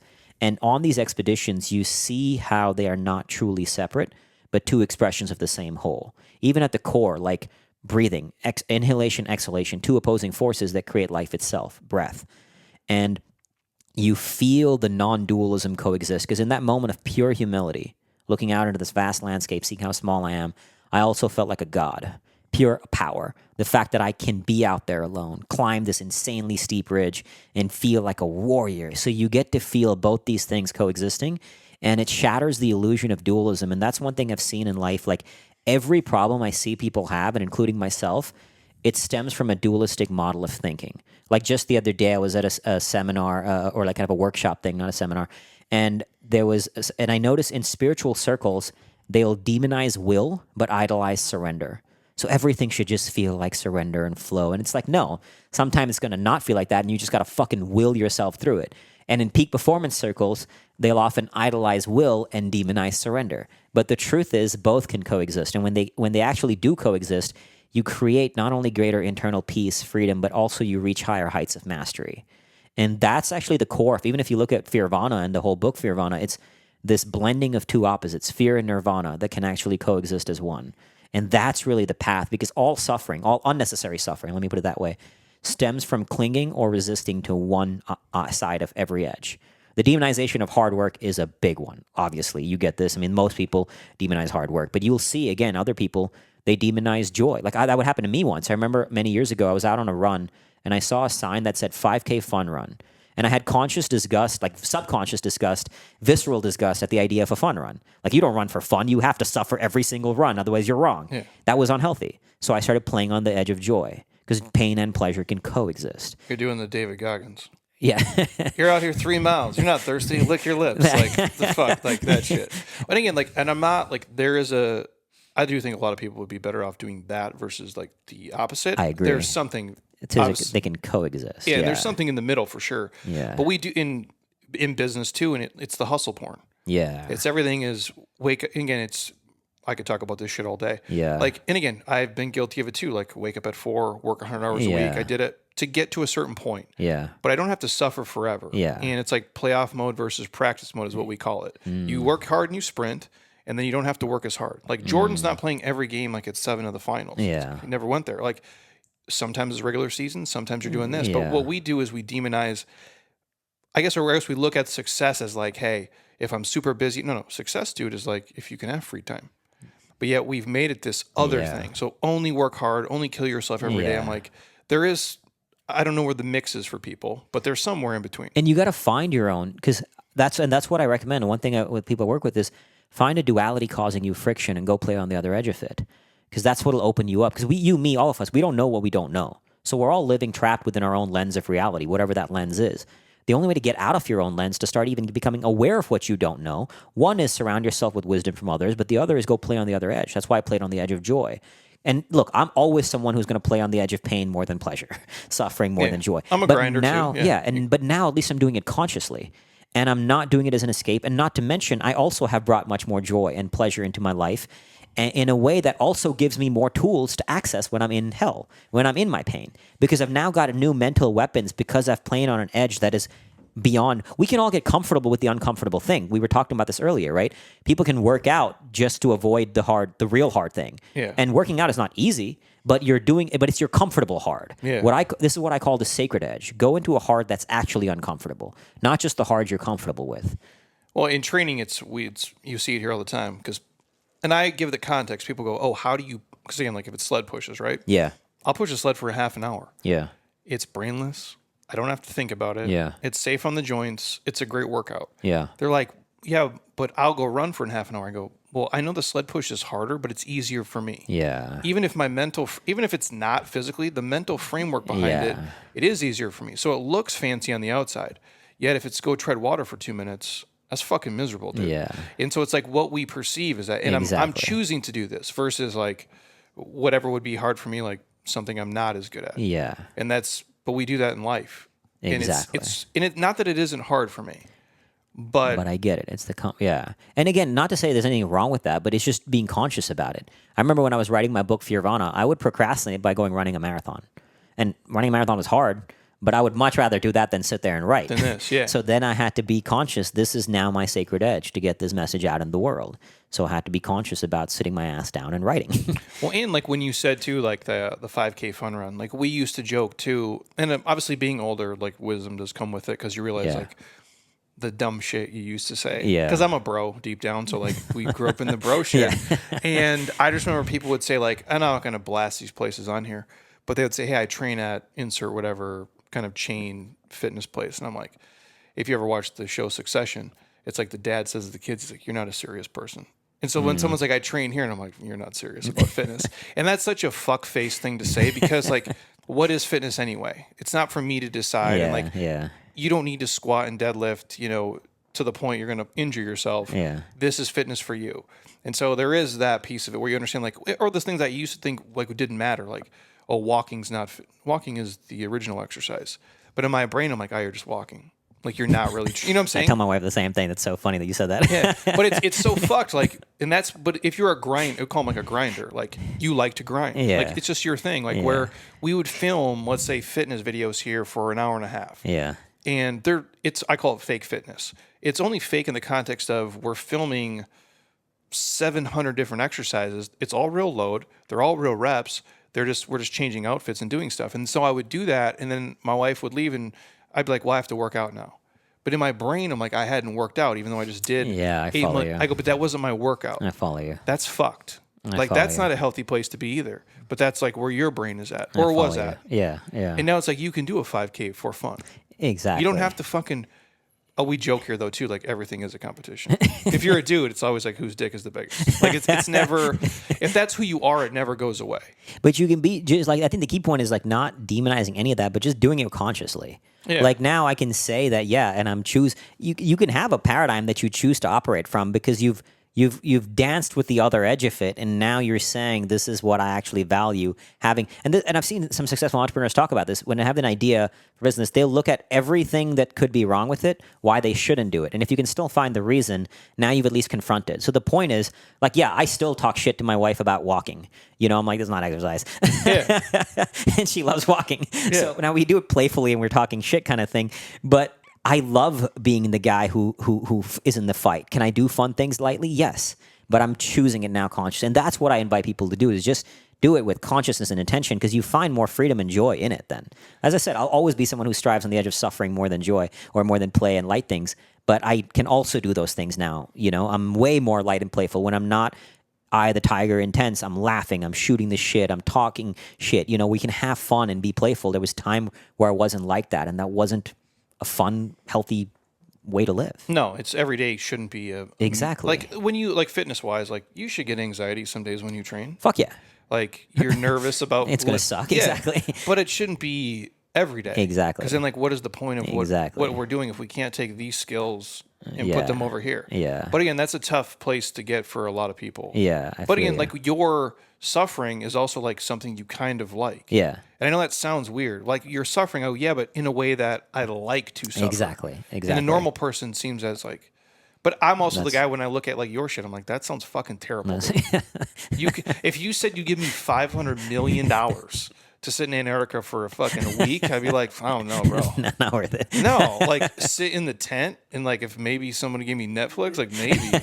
But like would I actually do that? Like fuck no, dude. Yeah. Like I'm a fit dude, but that just sounds awful. And the key thing again is Antarctica is not the only path to enlightenment, right? It's finding your sacred edge. You know, it's whatever that could be many different things to many people. Because anybody knows, like doing some things that there's that in the book Flow, the Psychology of Optimal Experience by Mihai Csikszentmihalyi. There's that particular edge. You have to be in the right balance between how hard it is and how much you can endure that hard. Because if it's too hard, you're just going to it's not gonna break you. It's not gonna do anything. It takes from you versus gives to you. Yeah. Like here, like when your fitness steals your fitness, right? Like if it's the small scale, you're dieting so hard, you're training so hard, you're a fuckface at home, you're miserable, you have no energy, you look great, but you're a piece of shit. Exactly. It's like, what's the point? Yeah. I don't think that's worth it. Yeah. I mean, I've lived it, so like I can tell you it's not. Gotcha. I'm like, but you let people go on that own journey for themselves. Till they figure it and maybe out. a smaller scale. Yeah. Not Antarctica. No, that's a great analogy, and I think it's 100% true. And so like let's just chat your book since that's your jam. Well, give me the book breakdown, like where it come, like the fear of the whole thing. The premise of the book is to develop a positive relationship to fear, to struggle, to suffering, in order to use the inevitable struggle of the human experience as an access point to greater joy, bliss. You know and the nirvana. Dalai Lama? I don't know him, but That's I was a fucking trip, dude. That's a pretty wild endorsement. He yeah. reads your book? He read your book? Yeah, I got the forward That from the seems Dalai like a big Lama. deal, doesn't it? That seems like, yeah. That seems like a big deal. It was a big honor. I was very honored and very humbled. That's wild, dude. Yeah. Sorry to interrupt you. No worries. But that's the idea of the book, is to help people. At the core of it is to train the muscle of courage. Courage is the most important virtue. There's Maya Angelou who puts it more beautifully than I could when she said, kind of destroying this quote, but something along the lines of, without courage, you can't practice any other virtue consistently. You can practice it erratically, but not consistently. And so this book is about developing that muscle of courage by mastering the relationship with fear and combating the demonization of fear. Fear itself is not a word people think of as positive. In personal development, like fear and love, and they're not opposites. Fear to me is an expression of love. Like today, I'm terrified of dying. When I went to Iraq, I wasn't, because I love my life today. You know, I don't want to die. So fear is not the enemy of love. It's an expression of love. And fear is an access point to courage. You can't have courage without fear. It takes no courage for me to sit down on a couch watching a movie. It takes courage to do something that is scary. So this book is about helping people master their relationship to fear in order to use it to get greater joy and greater results in whatever they're chasing. And like just have like a better quality of life, I imagine. Exactly. And so when you speak to groups, it's all kind of based around this? I mean, obviously it kind of changes, I'm sure, by group to group. Or Yeah, and I do a lot of keynote speaking. I love it. It's one of my favorite things to do. It varies depending on the audience. So I speak to college audiences. I've spoken to veterans. I can do talks that deep dive. I did a talk on a mental health conference in Colorado last year, so very focused on the mental health element. And then sometimes I'll do talks on peak performance. So I did a talk for a company that was very much how to win the long game. That was the title of the talk. Building peak performance habits to sustain through hard times and uncertainty. And other times, like I spoke last week to a group, or 2 weeks ago, to a group that was 7, 8, 9-figure entrepreneurs, but very spiritual seekers now. So going deep into the spiritual side of inner mastery. So it'll vary. My story is the through line, but I'll pull out lessons depending on what is most relevant and the needs of each audience. Yeah. And are you like super like religious, spiritual before you do all this, or does it change like along the way? I would say I'm very spiritual. No, I don't ascribe to a certain religion. I mean, people hear me and often compared to Buddhism, and if there is one, I'd say it's closest to the Buddhist philosophies. Yeah. I have my own version for what I believe God to be, and it's not right by any means, it's mine, but very spiritual in how I move through life and why I do the things I do. Yeah. And more so like after all this, like after the journeys, or like even before you would go to Greenland, Antarctica? It's developed a lot more over the years. It definitely wasn't there to this degree when I was battling some of those demons, drinking the way. I think it was seeds of it that have been continuously enhanced. Even, I mean, I would have called myself an atheist before that first time I went to the darkness retreat. Even in that book, for example, everything is backed by science, everything is research-based, and there's nothing wrong with that, but after the first time in the darkness, I started embracing the mysticism of life. there's really wild things that happen, and you can look at everything. I mean, even my wife and I getting together, the amount of stars that had to align for us to come together the way we did, and there's mysticism in the universe. Like even that question I struggled with so long and after the war, why did my buddy die? Why did I get to live? There's no answer to that. There is no answer to that. It's random, whatever you want to call it. But there's things that happen in life that we can't explain, and there's the duality again. The practical and the mystical can coexist. So in the darkness, I developed my own relationship to what I believe God to be from my paradigm. Like, I don't believe in a higher power God. I think God is the human spirit at its finest to transcend the limitations of our own body and mind to do unbelievable things in service of something greater. And that, to me, is my version. It's not right, but it's mine. No, but I hear you with the odds of like any of this working out. Exactly. It's wild to think about when you think about anything. It's impossible. I say it all the time. I go, the fact that I'm sitting here with my name on this building is impossible. Yeah. Like, it's impossible that this worked out for a dumb idiot like me to sit here and like meet all the, like, it's insane. Yeah. If I walk through every single thing, I'm like, if I don't go to this bar at this day, at this time and do this, like if I get stuck at 2 lights, like I don't meet this guy who this, like there's, it's fucking nuts, dude. Yeah. Like I met my wife at a bar at Dos Gringos, like when it used to be in Old Town. Her friend shit-faced throwing ice at me across the bar. But I left her for 3 days. And I'm like, are we going to get in a fight here tonight? Like, legit, I thought, I'm like, because I'm with the homies I grew up with. Yeah. I'm like, are we going to, like, I've just moved here. Are we really going to, like, beat the fuck out of some dudes here? And I walk over, this girl is wasted. It's her friend. And she's like, I have a boyfriend. My girlfriend's single. That's it. Been married for fucking, like, 20 years. Amazing, brother. Like, the odds of that happening. Yeah. And then, like, it's insane, dude. It's wild. So I do get that piece of it where it seems like it has to be for a reason. Yeah. Like, do you feel that? Like now, I guess my point is like, what is the point of all this? Like, of you doing all this stuff, like, do you feel like, oh, this is what I'm supposed to do? This is like, I feel fulfilled by it, or like, this is my calling is to do. Yeah. My calling, so I've thought about it from the lens of what words would I want on my tombstone. So you work backwards from the future, right? When I inevitably die, who do I want to be? What would I want to have left behind? And my words like are... Like legacy shit or something. Yeah. Like based on the words of Carl Jung is, he wandered the world with human heart to doctor the sick with human soul. And that's not I got that from Carl Jung's, from a quote from Carl Jung, and that's kind of my North Star. That's my compass, my guiding light, is to explore the depths of the human soul, and that can only be gained from wisdom, not knowledge. And the distinction for me is, knowledge comes from a book, from listening to a podcast. Nothing wrong with that, obviously. It's valuable. But wisdom comes from experience, battle-tested experience in the arena, whatever your arena may be. And so even Carl Jung says, if you want to know anything about the human psyche, it'd be best to abandon scholar's gown and wander with human heart throughout the world. There one would reap richer stores of knowledge than textbooks a foot thick could give him, and he would know how to doctor the sick with the true knowledge of the human soul. And that quote kind of became my guiding light, is that wander the world, play on the edge, explore the soul, and bring that wisdom back, bring those treasures back to help others who are suffering. And that's probably the biggest lesson is that, and just to share it with people. Share it with people, guide other people through. I'm very blessed. I get to suffer the way I do. It's a privilege to choose your suffering. We get to choose our suffering. Like, how do you even get there? Like, you just ask people, like, hey, I need $1 million to get dropped off in the middle of nowhere. You know what I'm saying? Like, it seems fucking bonkers. To raise money was so fucking hard while training. That was harder than one of the hardest things. I mean, we had a crowdfunding campaign. We had people donate. People donate anywhere from like $9 to $200,000. You know, so just give you money. So to support what the hell?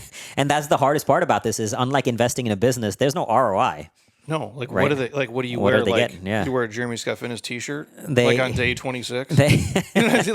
Like what is that? It's like NASCAR. Like you're out there with the fucking. Some people was literally like just believing in the spirit of the journey. You know? These people know you. The ones who donated a lot of money, like no ways, people are donating that much money unless they knew me. But they saw me speak at events. Speaking at events is what led to the biggest because then they know who I am, what I'm about, what I'm standing for. Yeah. This is not just a journey for me to go play on the edge for my own ego, right? Bringing back, sharing it, the impact it's made on so many people. I mean, one of my friends was in the hospital while I was in Antarctica. He had gotten into a really bad mountain biking accident, and he told me that listening to my audio updates from Antarctica helped him push through the struggle he was enduring. And that lights me up, man, the amount of stories when I hear things like that from not just being on there, but when I speak to people. So, like what draws me, as I mentioned, is not the suffering. It's in life you have to battle a dragon to unearth the treasure. And the bigger the dragon, the greater the treasure. So I get to play on some pretty extreme edges. And I do get to. I'm not unaware that I get to choose my suffering. As I said, I've seen people in the darkest corners of hell. They don't get to choose their suffering. They're born in hell. And because I get to play on such an extreme edge, to me, it's a responsibility to value this life that, I mean, when I was in Iraq, dude, my vehicle drove over an active bomb that by some miracle didn't explode. Like, that's what I mean. My friend's vehicle drove over a bomb and exploded. He died. Why? Why the fuck do I get to live? So I have to make this life valuable, not fucking drinking myself stupid the way I was, but to be being value to our human family. And so bringing those treasures back from the edge to share those treasures is kind of the life path and the mission. That's a tough one, too, because it's like there is no reason, like... Why? Other than you have to believe, like, you're meant to do something. Yeah. Otherwise, what the fuck? Yeah. Because a lot of things happen to people, like, really good people I know, I'm like, what the fuck? Why did that... Well, yeah. Like, why not me, but them? Like, that type shit. Yeah. That is kind of trippy. So if the people who are listening, more so probably, I'm sure you get this a ton, like, they're afraid to take a chance or they feel trapped. Like, what do you... Start small. Build the ladder of risk somewhere. That's why I started doing all the outdoor sports I did, because I was terrified of everything. So I want to build the muscle of courage. So if you're new to that muscle of scared of everything in life, start doing small, scary things. You know, go, let's say, like, for example, so you're scared to walk up to a woman or a man in a bar. Go even just talk to the Starbucks lady when you get coffee and make her smile. Just say, hi, how are you? Shoot how your is your shot, day? as the kids say these Yeah, days. exactly. As the kids, exactly. But do something to build that muscle. Go lock yourself in a closet for 5 minutes, 10 minutes. Whatever the thing is, it should scare you a little bit, and then build that. And the more you build it, I didn't get this way overnight. Dude, when I was a kid, I used to be scared of Ferris wheels. Not even a roller coaster, genuinely a Ferris wheel. Everything fucking scared me. And now I do the things I do. Yeah. So it's not that I'm superhuman. You can build that. Like, choose an arena, go in it, or come to a gym like yours and do a workout that makes you nervous before you do it. Now all of a sudden you've built the muscle of courage. Because look, here's the thing: life isn't going to get easier. You just get stronger to handle the inevitable adversity. But so many people are so scared to leap off the edge and get hurt because of that fear of falling and getting hurt. But if you're not, if you don't get hurt, you're not going to actually be able to appreciate joy as well. You have to know pain to appreciate pleasure. There cannot be a summit without a valley. So I always like to say, like, if you want to experience the heights of awe, the rapture of being alive, as Joseph Campbell put it, you have to know the depths of the abyss. You got to eat shit. You got to eat shit. So go play. Physical fitness is one of the core things that I encourage people to do. As you know, man, it teaches you to suffer. It puts you in that place of hell for a temporary moment, in a control setting that you're not going to die, more than likely. Yeah. I mean, like, I always say we sell the worst thing in the world. Yeah. Come in here. Do these awful workouts. Fucking suffer. You can't breathe. It burns. It hurts. You'll be tight. You'll be sore. You have to do mobility on top of it. By the way, you still got to get good sleep. Make sure your hormones are right. Eat real food. Yeah. Don't stress out all the time, and maybe you'll look a certain way. Yeah. And do that till you're fucking dead. I mean, like, it's an awful thing. Yeah. I go, but you're going to, and to your point, like, it's not going to life doesn't get easier. I would argue it gets harder as you get older, unless you do something to fight it, because you're going to get old. You're going to have pain no matter what in your body. Exactly. Like, you can be weak as fuck and have pain, or be super strong and have pain. Exactly. Like, that's how I look at it. I always like to say, if you don't seek out a worthy struggle, struggle will find you anyway. Yeah. So you might as well chase the struggle that's worthy of who you are and who you want to be. And the small stuff too, I think, is like, you don't got to put like Legos in your shoes and run around the block. Like, that seems like it would be fucking miserable. But to your point of the when people are scared, the weirdest thing that we see is I'll get people who the barriers are so. We erase all the barriers to come here. Now, what you see on the internet versus what's reality, we try to do a good job of painting a picture. Like, everyone here is cool. Yeah. Nobody here sucks. Everyone here I would be friends with and have a beer with. Like, they're chill. It's no one. There's maybe like 2 or 3 people who look like me, but I don't work out here with no clothes on. I'm a normal guy. I live here. Everyone comes here, has a job, they have kids or whatever. The amount of people who will maybe reach out to us or in passing, I want to come, but I need to get in shape first. You need to get in shape. This is what the fuck we do. But they're so fearful of, like, if I go to the group, am I going to be the worst person? Yeah. Number one, probably not. Number two, nobody gives a fuck. Yeah. But it's that thing of, like, where they want to come in here, where there's no judgment, but they're so afraid of, like, being the worst. Yeah. Or people seeing, like, I don't know where that comes from either, because, like, I'm sure when you do stuff, when you guys train and hike and climb, it's not like you see the new guy and you're like, yeah, fuck this dude. No, not at all. It's the exactly. Because I was once exactly. But I don't know, like, that's a made up thing. Like, what in what area of your life have you ever showed up to somewhere And people are like, fuck you, dude. Like my wife does this a lot. She'll talk like, oh, I go, Heather, in 40 years, you've literally never had anybody talk. No, I do on the internet. People tell me I suck fucking shit. I need Botox, I need whatever. I go, I put myself out there for that arena, but she's never got that. Yet she lives in this sometimes of like, well, people are going to say this. I go, literally, it's never happened. Yeah. In 40 years. Yeah. When you go to the grocery store, no one fucking cares you're there. Yeah. No one cares you're here. They're all in their own head. They're all about their own shit. Exactly. It's weird, but how do people break that other than like just starting to do some shit? Yeah. My friend Michael Gervais, he's a great peak performance psychologist. He wrote us a book called The First Rule of Mastery, which is all about that, FOPO, fear of other people's opinions. Yeah. But, you know, there's simple things you can do. Even in Antarctica, I remember when I wasn't hitting the distance, I was like scared that, oh shit, people are going to judge me that I've given so much this and I'm not failing. But it pops up, but starting with awareness of it and recognizing it. Okay, I'm nervous that they're going to think bad of me. Got it. Then you can go down this rabbit hole. What if they do? What if they actually think I'm a piece of shit? How's it going to change my life? It's not really going to change anything. No. And then I'll start looking at it this way too. More than likely, they have their own shit to deal with. Yeah. They don't give a fuck about me. When they go home at 5 o'clock and their they're not kids thinking are, about you. No. They're thinking about their kids, their problems. Yeah. So just simply getting awareness of some of those two things, like one, it's not going to change your life or your path at all if they do talk shit about you. Two, they have their own shit. And the people who are talking trash on the internet, they do. Nobody's doing that because they're living a happy, beautiful life. No. So it inspires empathy. Like anybody who I see talking shit on the internet, because again, the more you're on the internet, the more you're going to get it, right? I've gotten it, you got it. For sure. You realize, like at first, you're just like it's kind of funny, but then you also see like that person's probably a miserable person. Like I don't ever talk shit about somebody on the internet because I'm happy and I'm inspired by people chasing greatness, not like fuck them, you know.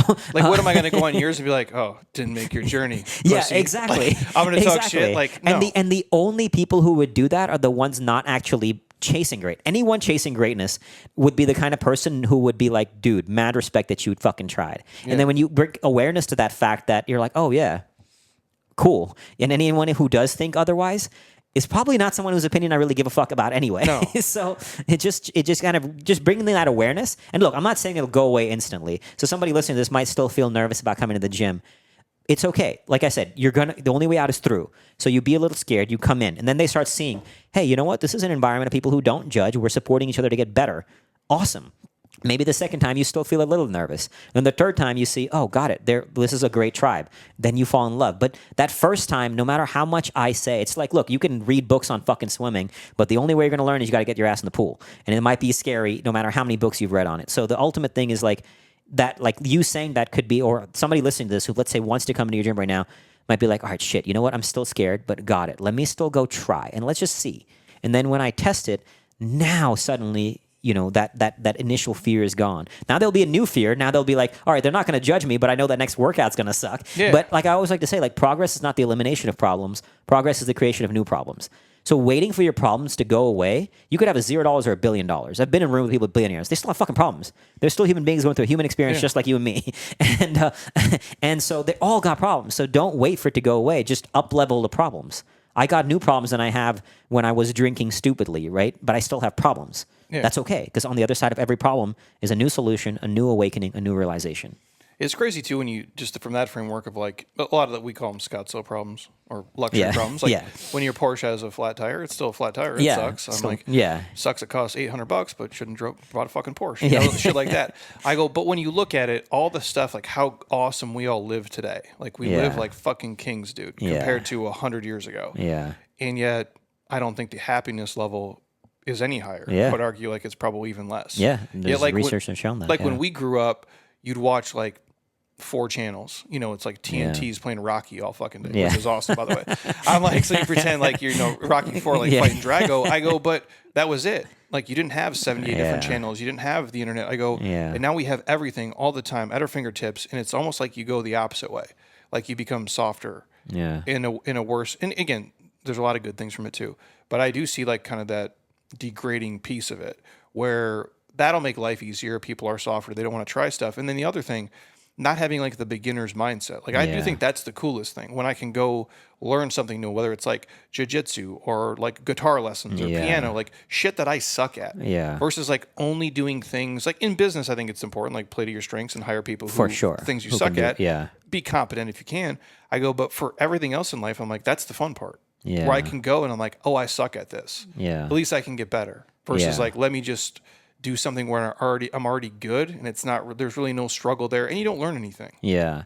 The key thing is attaching your ego and your self-identity to the process, not to the result. Because to your point, so many people are like they'll attach their ego when I get the victory. So I don't want to come in here because I'm going to look bad. But when I hit a new rep or whatever, when I get that quote unquote victory, then I'll feel good. But if you attach your ego to the work, to the fight, to the person who is actually getting in the arena, and that's when you will start falling in love with the process. And that's the paradox of winning. The more you focus on winning, the less likely you are to achieve it. Every great athlete, you see Kobe up there, Kobe's my favorite, they focus on the process, on the fight, on the battle. And the more you focus on that, the more likely you are to actually win. So attach your ego to being in the arena. Well, and the wins are, I don't want to say they're deflating, but it's like, what's next? They're gone in a second. Yeah. So we've done stuff here where it's like, hey, if I just do this, or like I remember, like we paid our house off like a million years ago, and I'm like, oh, this is such a cool thing. So me and my wife, we go down to the bank, we do it. It's great. We do a podcast on it, and I'm like, oh, there's no parade. Now there's We wrote an email. We did one episode of 700. Nobody gives a fuck, and you just go about your day. Or it's like, if I just get this sponsorship, or if I just make this much money, and I'll do it, and I'm like, okay. Oh, yeah. It doesn't feel like I thought it would feel. Yeah. And then I'm back to my same shit, Yeah. my same hustle. And I'm like, oh, I just need to. It's the saying of like, I got to catch up on work. Yeah. What the fuck are you catching up on? Like, it's always there. It's either you're in business or you're not in business. Yeah. So now my framework is like, I got to finish all this. I go, I'm going to work as hard as I can until I can't. And then I'm on to the next day. I love it. And I just need to have this process that I don't hate my Wednesday. Yeah. And the rest of the stuff is going to work itself out. I love that. How little I look, and we track everything because everything's fucking digital now. Yeah. But I don't sit there and be like, oh, if the revenue number isn't this, or if the subscription or I don't give a fuck. Yeah. Let me just do this episode. Whatever views and listens it gets, it's going to work out anyway because you lost your fingers, and so it'll sell. I'm like, but I don't give a fuck. I'm like, oh, if I come in here, I learn something, you help these guys. I go, it's fun for me. I go, that's what this is. Yeah. That's what everything's become for me. It's the only way I can keep doing it. Because if I just focus on numbers, even if it's money, like your business, it's never enough. Yeah. That number keeps going. If it's the fitness world, especially when you get older, you can't keep getting stronger. I'm sorry. Like, I'm not going to deadlift 700 pounds. Yeah. Like, it's not happening. Yeah. I'm not going to jump higher. Like, the days are gone. So it's like you have to get wins in a different way. Yeah. That's hard for people, though, when you're only looking at just the end game. Yeah. It's interesting. Control what you control, the controllables, right? What you can control. You can't control the numbers. Most of life is beyond our control. And even after Antarctica, I told you I struggled a bit after coming home. Then it hit me. Like, I was like, let's say I had pulled up this crossing. My life would be the fucking same right now. Yeah. Still be. You and I would talk here the same. Like, exactly. The fact that you did it is fucking nuts to me. Like, whether you made it 60 days or 100 days, or you made it 400 miles or 1,000 miles. Yeah. To be honest, dude, I don't give a fuck. I don't really care. I appreciate saying that. Yeah. You know what I'm saying? Like, I don't mean that like negatively. No, and I get it. I take it positive. Exactly. Yeah. But it's like, we joke like when your dog brings you a toy, you're like, oh, cool toy, dude. So when people like share their accomplishments with us, like at parties and shit, I'm like, cool toy, dude. Yeah. I'm like, it doesn't, I'm not diminishing it. No, I get like, what you mean. But it's the fact that you put the work in. You tried. And you did the thing. I'm like, and those are accomplishments in themselves. But most people would never notice the difference. Like, they're going to listen to this, and some people will understand how crazy the shit is you do, and then some people can't really grasp it. Yeah. It seems insane to me. Like, how many people do you, realistically have ever done anything similar to this? There's a very small number who've done solo expeditions in Antarctica, solo as well. Like, less than 100, I would say. It's like... I was going to say like 1,000. Oh, no, it's small. Like, do you think about this? There's, in the NBA, which has been around for, ABA, the time frame switches. Yeah. Lifetime, 5,000 people have ever played. Yeah. That's fucking bananas. Yeah. It's not, there's 330 million people in America right now. It's a global game, too. So you have 8 billion people that are alive right now. 5,000 ever have played. So one of 100. Dude, there's, especially solo, because solo draws even less people than for obvious reasons. Yeah. So to do a solo expedition, it might even be like 50 or less, but 100 for sure, less than 100. So it doesn't draw the same crowds as like Everest. Everest has become a shit show. There's just mad traffic jams on. I don't mean to get off topic. What do you think of that? There was a time where I kind of wanted to, but I have no desire now. I'm not drawn to that at all. And look, to each their own. I think if you're doing Everest just to get the Instagram shot of being on the tallest mountain in the world, you're kind of missing the point. And it's become a little bit of, like, I'm not saying it's not physically challenging still to do it. You still have to be fit. Is that like the most dangerous? It's not.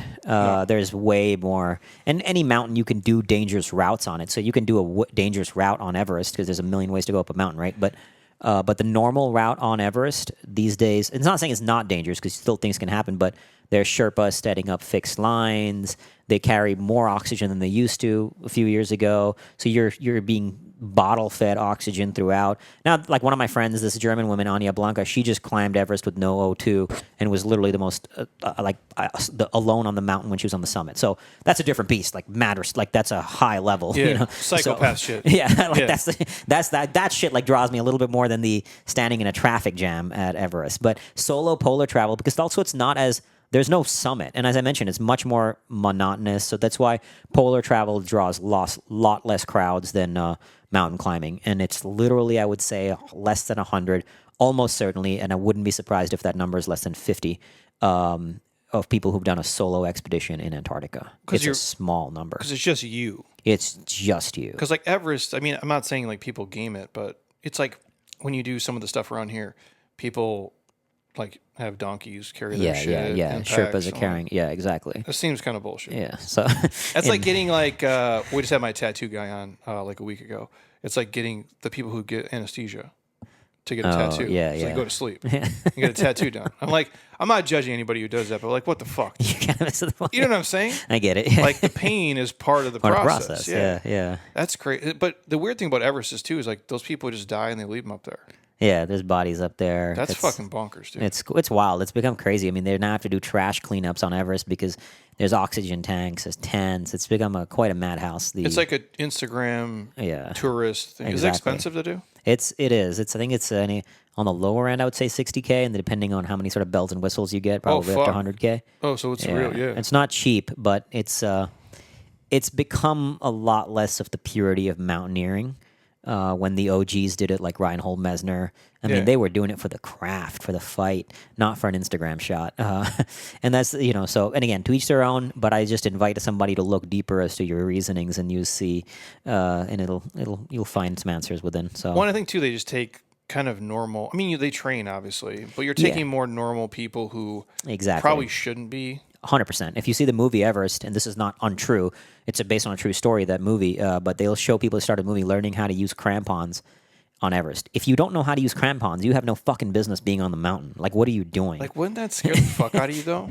But it's become because now guiding companies make money, and look, I get it. A lot of people like benefit from it business-wise, but I don't know, man. I think now a lot of guiding companies are getting better after tragedies like what happened in '96 and that movie happened. Yeah. Now they're setting better restrictions, which is good. And then there are great companies. Like there's a company called Alpenglow Expeditions by Adrian Ballinger, who does it from the Chinese side. They do it really much more in a better way. They get then they're not going to take you if you don't know how to fucking use crampons. Yeah. And you shouldn't be, like, for your own sake, but for also other people's sake, because it's dangerous. It puts lives at risk up there. So you should, especially that, because you're so, dude. We've been done fucking. What is the one in Zion? Is the Angels Landing?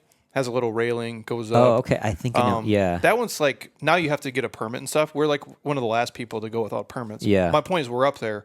It's snowy as fuck. Yeah. Super slick. So my wife and I are all geared up. This fucking kid above me has got Converse All Stars on. He's fucking slipping his ass. I go, Heather, if he falls, back on us, we're gonna die. Yeah. And I'm like, what? And I go, that's nothing. Yeah. You're on Everest and you don't know how to climb, bro? Yeah. Like, that would freak, as a person, I'm not saying the guy, it would freak me the fuck out. Yeah. Like, oh, I can die here today? Yeah. Like, for this Instagram picture? Yeah. That's bonkers, dude. It's crazy. That's what draws me to, like, because there was a time I wanted to do Everest and some of the big mountains, but I don't like what it's become. And, again, to each their own, but I love the solitude. For me, it's very much the spiritual pursuit. Like, even if somebody asked me, knowing what you know now about everything you endured to get to the start line in Antarctica, would you go back and do it? Fuck yeah, I would, because it was the pursuit that I love. Did I want the results? Sure, but it was the pursuit that ultimately drew me. And if and when I were to go back, it'd be because I love the pursuit. I love the experience, regardless of how the result plays off. So what is what do you do? What do you do from here, man? Right now, actually focused because the last year leading up to Antarctica, I kind of joked that my job title was Explorer and Sugar Baby because my wife was funding our life. Anything I was making was going towards the crossing. Bro, you got to figure it out. So I fucked up. Yeah, you got to figure it out. I'm like, man, I really got, I lived it up. This was fantastic. Yeah. So my friends were like, man, I don't know about your whole Antarctica shit, but the Sugar Baby, you figured something out there. That's awesome. Yeah, that's wild. Dude. So she was doing well in her business, but now we're more focused on building the brand, building the business. I'm doing a lot more speaking, which I love, keynote speaking. I'm writing my next book, co-authoring a book with my wife. She loves love, like love is her jam. She's read every relationship book. And so we're co-authoring a book on how to build a thriving relationship while chasing big goals. So kind of relationship book for high performers. I'm writing a book that's a little bit more tactical. So like Fearvana is about building the muscle of courage. The next one, tentatively titled Step Into the Storm, is more of a tactical playbook on how to do hard things. The right hard things, the sacred edge, and working on that as well as we're building back-end products, things of that nature. And then coaching, if it's the right fit, they got to be really willing to play at a high level. But speaking is the thing that at least temporarily right now that I'm loving and doing more of. Yeah, that's like the misogi, like to do one stupid hard thing a year that's kind of the essence that freaks the fuck out of you. Yeah, exactly. And not maybe you could die, but maybe you could. You could. I mean, again, you find your level of risk. You know, don't want people to die listening to this, but pushing an edge, and then also like doing one hard thing. I think is great to build that muscle, but also making it a more consistent part of your life to play on those sacred edges, and having it be in your arena that you're striving for. You got to look outcome first, right? What's the game you're actually playing for? Not everybody wants to be a Kobe Bryant in their craft, because being a Kobe Bryant in your craft means you have to suffer immensely and sacrifice a lot, and not everybody wants that, and that's cool. There's no judgment. So first, getting clear on what's the outcome we're actually playing for, and then working backwards from there, because regardless of the outcome, you're still going to have to do hard work and you're still going to have to suffer. But now you know to what degree and to what edge and to how much, and then playing on that path to find... and ultimately to create a life that is one that lights you up. And that too, like when you mention like a Kobe or like a Michael, like everybody wants the thing, but they're fucking assholes. You know what I'm saying? Like Michael Jordan, like love him to death. Like Michael Jordan, like I would not want to meet him for anything. Yeah. He wouldn't be polite. Yeah. He's just a fucking dick, bro. Yeah. Your own teammates hated you. I go, but that's the cost.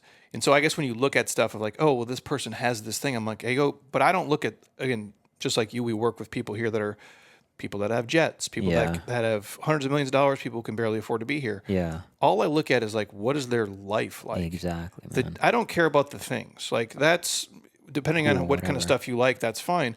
What is their day to day? Yeah. Because if that looks like shit, then I can't get the things if I have to do this. Yeah. Like it's fitness. Yeah. Like if you want to be like the greatest marathon runner, you probably got to fucking run, dude. Yeah. Like if you want to be shredded, no offense, you probably got to be fucking hungry. Yeah. Like and eat shit you don't want to eat sometimes. Like, is it worth it to you? And most people just look at the end thing and not the actual process. Not how much work goes into it. Yeah. And the process to me is like, I guess anytime we get a business thing, hey, how much work is it? It's the first question I ask. How much time is it going to take? And how much work is it? And what is the payoff on the other end? Whether that be like internal income, like emotionally, physically, or just like what's the fucking money? Because a lot of times, like if the money's enough, I guess I can suffer through it. Yeah. But for the most part, like I don't want to do that. That's most people. And I love that you do that. That's what I have people I work with do is I'll have say, look, at any path in life, you're at a crossroads, any path. So write down path A, path B, and then within each path, do two columns, the suffering and the reward. And then you decide which path you want to take, because either path's going to have a reward, either path's going to have a suffering. But we don't rise to the level of the desires we want. We fall to the level of the level of suffering we're willing to endure. So decide which suffering are you willing to endure, and then you make a choice. Just like how much shit can you eat? Exactly. That's pretty much how we phrase it here. Exactly. So these guys, I'll get you out of here. Where All good, bro. where can they find the book? Where's all your stuff at? Social media, all the things. The book is on Amazon, paperback, I can't believe Kindle. the Dalai Lama Yeah. is on the cover of your He book. wrote the foreword. I was very honored. Like, how does that work? And Seth Godin, too. Yeah. Seth Godin's been around forever. He's awesome. Great dude. Great human being. He still send emails every day? I believe so. I believe so. They're like little quick hitters. Yeah. What is Seth? Linchpin? Yeah. Yeah. Lynchpin and a bunch of others. Yeah. Yeah, those are good. If you work somewhere, like I would read linchpin for sure. Yeah. Yeah, the Dalai Lama, bro. That's trippy. Amazon, right? Yeah, Amazon, paperback, Kindle, Audible. And then Instagram is at Fearvana, Fearvana, and the website has a ton of resources to help guide people through the struggles of life as well. Did you do the Audible? I did do the Audible, yeah. It's the best, dude. Like when you do it. Yeah. Versus like. Oh, Yeah. I appreciate that. Thank you. Sean, our cameraman, is trying to butt into our conversation here. No, that's I legit, bro. appreciate that. Yeah, no, that's Thank badass, you. dude. Thank you. Yeah, no, the Audible, I'm not going to lie to you, dude. There's zero fucking chance I read this here. I totally get it, man. I'll do Audible. I'll do Audible by the end of the day. Yeah. Give it to somebody that'll make a difference for. 100%. No, I mean, people will take it. Yeah, no, as long as it's out there. Yeah, it's on Audible. I did read that it, too. yeah. I did that too the other day. Maybe it was Mike Easter.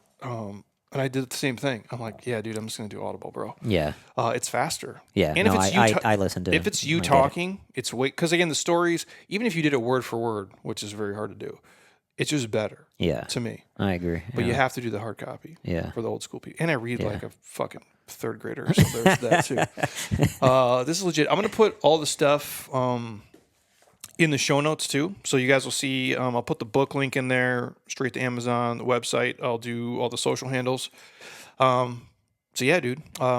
Anything else for these guys? Just thank you for having me, brother, and I hope it was valuable to anybody listening. No, dude, your story is yeah. I mean, I don't want to.